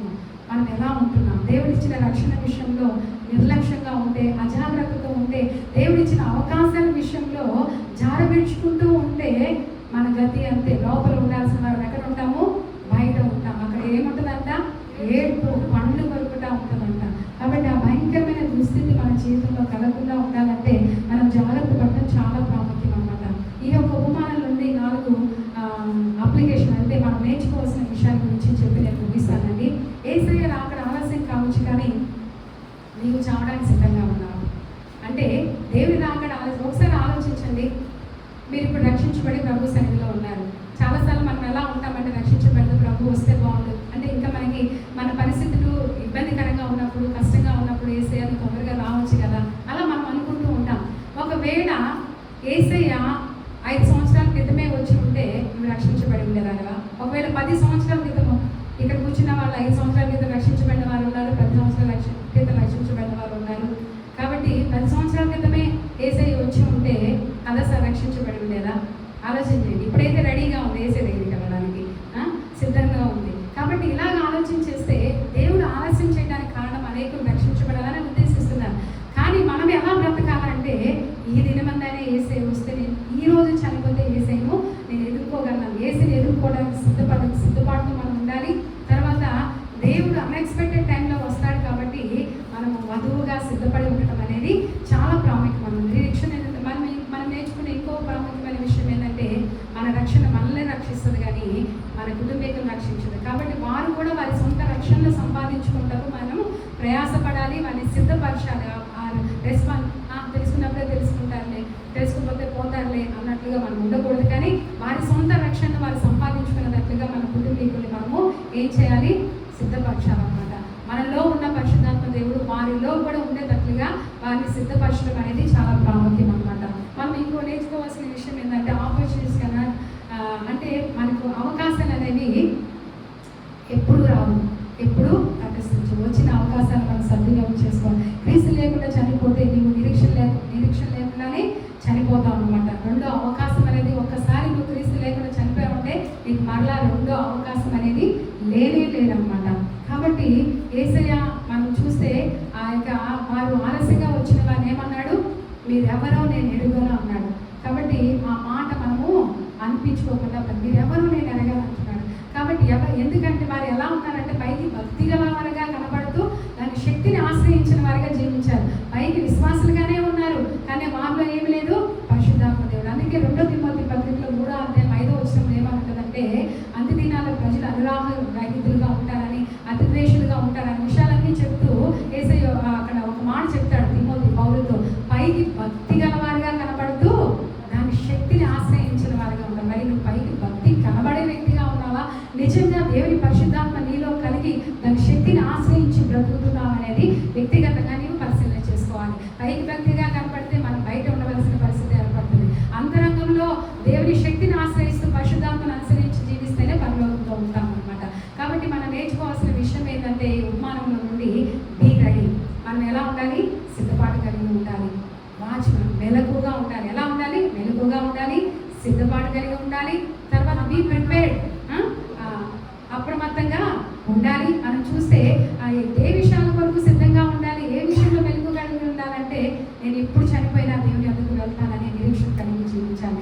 ఇప్పుడు యేసయ్య వచ్చినా కూడా నేను ఆయన ఎదుర్కోగలిగే ఆత్మీయత నాలో ఉంది అనే సిద్ధపాటు మనం కలిగి ఉండాలి. ఇప్పుడు ర్యాప్చర్ అంటే అకస్మాత్తుగా ప్రభు వచ్చినా కూడా నేను వెళ్ళగలుగుతాననే ఇది మనకు ఉండాలన్నమాట. నేను చివరిలో ఒక స్టోరీ చెప్పి నేను చూపిస్తానండి. మనం చూస్తే మనము ఒకసారి అంట దురాత్మ సమూహాలన్నీ కూడా ఒక సమావేశాన్ని వేసుకున్నాయి అంట. అపవాది ఏం చేశాడు? ఒక సమావేశాన్ని పెట్టాడు. ఎందుకంటే తన బాధ చూస్తే చాలా మంది ప్రభు నమ్ముకొని పరలోకం వెళ్తున్నారే, ప్రజలు పరలోకం వెళ్ళకుండా చేయాలంటే ఏం చేయాలని చెప్పేసి ఒక సమావేశం పెట్టుకున్నారంట. అర్థమవుతుందని నేను చెప్పేది? ప్రజలు పరలోకం వెళ్ళనీయకుండా చేయాలంటే అపవాది పని అదే కదా. ఎప్పుడు మనకి విరోధంగా దైవత్వానికి విరోధంగా ఆలోచిస్తాడు. ప్రజలు పరలోకానికి వెళ్ళనీయకుండా ఏం చేయాలని ఒక సమావేశాన్ని పెట్టుకొని వారందరూ కూర్చొని ఆలోచన చేస్తుంటే వారిలో ఒక సాతాను లేసాడంట. లేసంటాడంట, నాకు మంచి ఒక ఐడియా ఉంది అంటే ఏం చెప్పంటే ఆ సాతాను చెప్పాడు, దేవుడే లేడు అని ప్రజలు ఒప్పిస్తాను, అప్పుడు అందరూ కూడా రక్షించబడడానికి అవకాశం ఉన్నది కదా, అందరూ నాస్తికులుగా ఉండేటట్టు చేస్తానంటే అప్పుడు అపవాది ఆ సమూహానికి లీడరైన అపవాది అన్నాడంట, అది అసాధ్యము, దేవుడు ఉన్నాడని చాలా మందికి అర్థమైంది. ఎందుకంటే సృష్టిని చూస్తే అర్థమైంది, ఆయన చేసిన ఈ సృష్టి యావత్తును చూస్తే దేవుడు ఉన్నాడని చాలా మంది నమ్ముతారు. ఎవరో కొంతమందినే నువ్వు ఆ విధంగా నరకం నుండి పరలోకం వెళ్ళకుండా తప్పించగలుగుతావంటే దాని మౌనం అయిపోయాడు. ఇంకొక అతను అన్నాడంట, ఇంకొక దురాత్మ వచ్చి నాకు ఒక ఐడియా ఉంది, అసలు నరకం అనేదే లేదని చెప్పేసి ప్రజలు నమ్మిస్తాను అన్నాడంట. ఏంటి? నరకం అనేదే లేదు. అప్పుడు దానికి అన్నాడంట, అయ్యో అది కూడా అసాధ్యము, మానవులకి ఒక మనస్సాక్షి అనేది ఉన్నది, వారు పొరపాటు చేసినప్పుడు తప్పు చేసినప్పుడు ఆ తప్పు అనేది శిక్షించబడుతుందని, ఆ తప్పుకి శిక్ష అనుభవించాలని ఆలోచన ప్రతి ఒక్కరికి ఉంటుంది కాబట్టి అది అసాధ్యము, నరకం ఉందని అందరు నమ్ముతారు, అది మనం నమ్మించుకొని ఉండలేమని చెప్తే అందులోకి ఒక దురాత్మ లేచి మూడోవండి, నాకు ఒక మంచి ఐడియా ఉంది, అసలు దేవుడు లేదు, అసలు నరకం లేదు, మీరు తొందరపడకండి, ఎందుకు అంత తొందరపడుతున్నారని చెప్పేసి వారి తొందరపడకుండా చేస్తాను అన్నాడంట. వెంటనే ఆ దురాత్మ సమూహానికి లీడర్ అయిన వ్యక్తి, మంచి ఐడియా, నువ్వు బాగా ఫలిస్తావు, నీ ప్లాన్ నువ్వు వెళ్ళి అని చెప్పాడంట. అంటే ఏం చేస్తున్నాడు? వింటున్నారండి? ఇది వినడానికి అంటే చాలా మంది ఏం చేస్తూ ఉంటారు, అసలు దేవుడు ఉన్నాడు, నరకం ఉందో అన్నీ ఎందుకులే, మనకి ఇంకా టైం ఉందిగా మన బాప్తిసం తీసుకోమని చెప్తే 80 సంవత్సరాలు దాటిన సుబ్బుడు అమ్మ కానీ మన రాజలక్ష్మి అమ్మ సమయం ఉందిలే అమ్మ, తర్వాత వాళ్ళ సమయం ఉందా చెప్పండి? వాళ్ళ వయసు ఎంత? 70 సంవత్సరాలు 80 సంవత్సరాలు దాటిన తర్వాత కూడా ఏం చెప్తున్నారు? సమయం వచ్చినప్పుడు తీసుకుంటారు, ఇంకా సమయం రాలేదంట. ఇలా మభ్య పెట్టేది ఎవరు? ఆ తెలివి కలిగిన దురాత్ముడే అలా మభ్య పెట్టేది. ఇంకా సమయం ఉండలేదు. చాలా మంది ఇంట్లో యవనస్తులు రక్షించబడి బాప్తిసం తీసుకుంటామంటే, అరే లైఫ్ చాలా ఉంది, ఎంజాయ్ చేసినప్పుడే బాప్తిసం అంటే ఏది? బాప్తిసం అంటే కట్టుకట్టేసినట్టు, ఇప్పుడేమో ఇష్టం వచ్చినట్టు బాప్తిసం అంటే ఎలాంటి ఆలోచన కలిగి ఉన్నారో ఆలోచించండి. అంటే అపవాది లోకంలో అందరినీ మనకి ఏదో చాలా చిన్న విషయాలే చిక్కుపెట్టింది. నిర్లక్ష్యం చేసేటట్టు చేయటము, అశ్రద్ధగా ఉండేటట్టు చేయటము, ఆలస్యం చేసేటట్టుగా చేయటము. మనం చూస్తే ఇంకా ఏం చేస్తున్నాడండి? ఆలస్యం చేసేటట్లు చేయటము. ఇంకా ఏం చేస్తున్నాడు?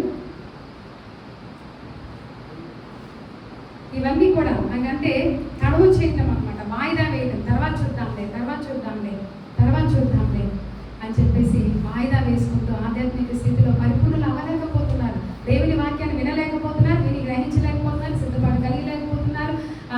చాలా మంది ఏమో నేను అన్నింటిలో పర్ఫెక్ట్గా ఉన్నానని భ్రమతో ఉన్నారు. వీళ్ళందరూ ఈ కన్యకలని పిలువబడిన 10 మంది కూడా కన్యకలే, 10 మంది విశ్వాసులే. కానీ ఎంతమంది వెళ్ళగలిగే పెళ్లి కుమార్తె ఎదుర్కొనే సిద్ధపాటు ఎంతమందిలో ఉంది? 5గురికే ఉంది, మిగతా 5గురికి లేదు. కాబట్టి మనం ఏ గుంపులో ఉన్నామో అశ్రద్ధ, నిర్లక్ష్యం, జాగురుతం చేయటము, ఆలస్యం చేయటము, తడవు చేయటము, వాయిదా వేయటము. మనం చూస్తే లోతు దినంలో జరిగినట్లే జరిగింది. ఏం చేస్తారు? వాళ్ళు రమ్మంటే ఏం చెప్పి తడవు చేశారంట. తడవు చేయడం కూడా పాపమే, ఇలా తడవు చేయడం. కాబట్టి మనం ఏ స్థితిలో ఉన్నాం? ఒకసారి అందరం కూడా మోకరించి కళ్ళు మూసుకుందాం, ప్రార్థన చేద్దాం. దేవుడు మనతో ఈ దినాన మాట్లాడే మాటలు బట్టి నిజమైన సిద్ధపాటు మనం కలిగి ఉన్నామా? మన వరుడు పెళ్లి కుమారుడైన యేసుక్రీస్తుని ఎదుర్కొనగలిగే మనలో ఉన్నదా? ఒక్కసారి ఆలోచన చేసుకున్నాం. ప్రభుని ఎదుర్కోగలిగే విశ్వాసము మనలో ఉందా? ప్రభా, చాలా విషయాల్లో నేను ఆత్మను అనుసరించి నడుచుకుంటున్నాను అనుకుంటున్నాను, కానీ నేను బుద్ధిహీనుడుగానే ఉన్నాను, బుద్ధిహీనురాలుగానే ఉన్నాను ప్రభా. నా శరీర స్వభావాన్ని, నా సొంత ఆలోచనలే అనుసరించి నేను బ్రతుకుతున్నాను, కానీ ఆత్మస్వరానికి నీ బ్రతికే బ్రతుకు నాకు లేదు ప్రభా. నన్ను క్షమించండి ప్రభా. బుద్ధి కలిగిన కన్యకలు కలిగి, సిద్ధపాటు కలిగి, ప్రతినిత్యము కూడా పరిశుద్ధాత్మ స్వరానికి విధేయత చూపించి, అయ్యా తండ్రి నువ్వు పిలిచినప్పుడు నేను ఎదుర్కొనగలిగే సత్తా కలిగే బ్రతుకుతో నాకు నేర్పించండి ప్రభా. నువ్వు ఏ దినమందైనా వచ్చినా నీతో కొనుక్కోగలిగే గొప్ప విశ్వాసం నాకు దయచేయండి వ్యక్తిగతంగా ప్రార్థన చేస్తున్నాను. దేవా, నీకు వందనాలు. ఈ ఉదయకాల సమయంలో మాతో మీరు మాట్లాడిన ప్రతి వాక్కును బట్టి నేను స్తుతిస్తున్నాను అయ్యా. అయ్యా తండ్రి నాయన, సిద్ధపాటు లేని బుద్ధిహీనుల వలె మేము ఉండక, సిద్ధపాటు కలిగిన బుద్ధిమంతుల వలె అయ్యా తండ్రి నాయన, మీరు ఇచ్చిన రక్షణ అంతవరకు కాపాడుకొని అయ్యా నీ పెళ్లి విందులో మహోత్సవంలో నీతో ఉండటకు, నీ స్వరాన్ని గుర్తించి నేను ఎదుర్కోగలిగే అయ్యా వెలుగుని కలిగిన బిడలంగా జీవించడం నీకు మాకు దయచేయండి. మాలో ఉన్న లోపాలను క్షమించండి, మా విధేయతను క్షమించండి, మా అజాగ్రత్తను క్షమించండి, నిర్లక్ష్యతను క్షమించండి. ఆధ్యాత్మికంగా మమ్మల్ని మేము సిద్ధపరచుకొని అయ్యా ఎప్పుడు కూడా సిద్ధంగా ఉండగలుగుతా కృపనివ్వమని, మరణం వరకు నమ్మకంగా ఉండే స్థితిని మాకు దయచేయమని, మా ప్రార్థనలు ఆలకించి మా పక్షాన కార్యాలు చేసి ఈ దినం నుండి మా జీవితాలను రూపాంతరపరిచి ప్రతినిత్యం కూడా వెలుగుతూ ఉండే దివిటీల వల్ల ఉండటకు సహాయం చేసి మహిమ పొందమని యేసు ఉన్నతమైన నామములో వేడుకొని ప్రార్థన చేస్తున్నాం.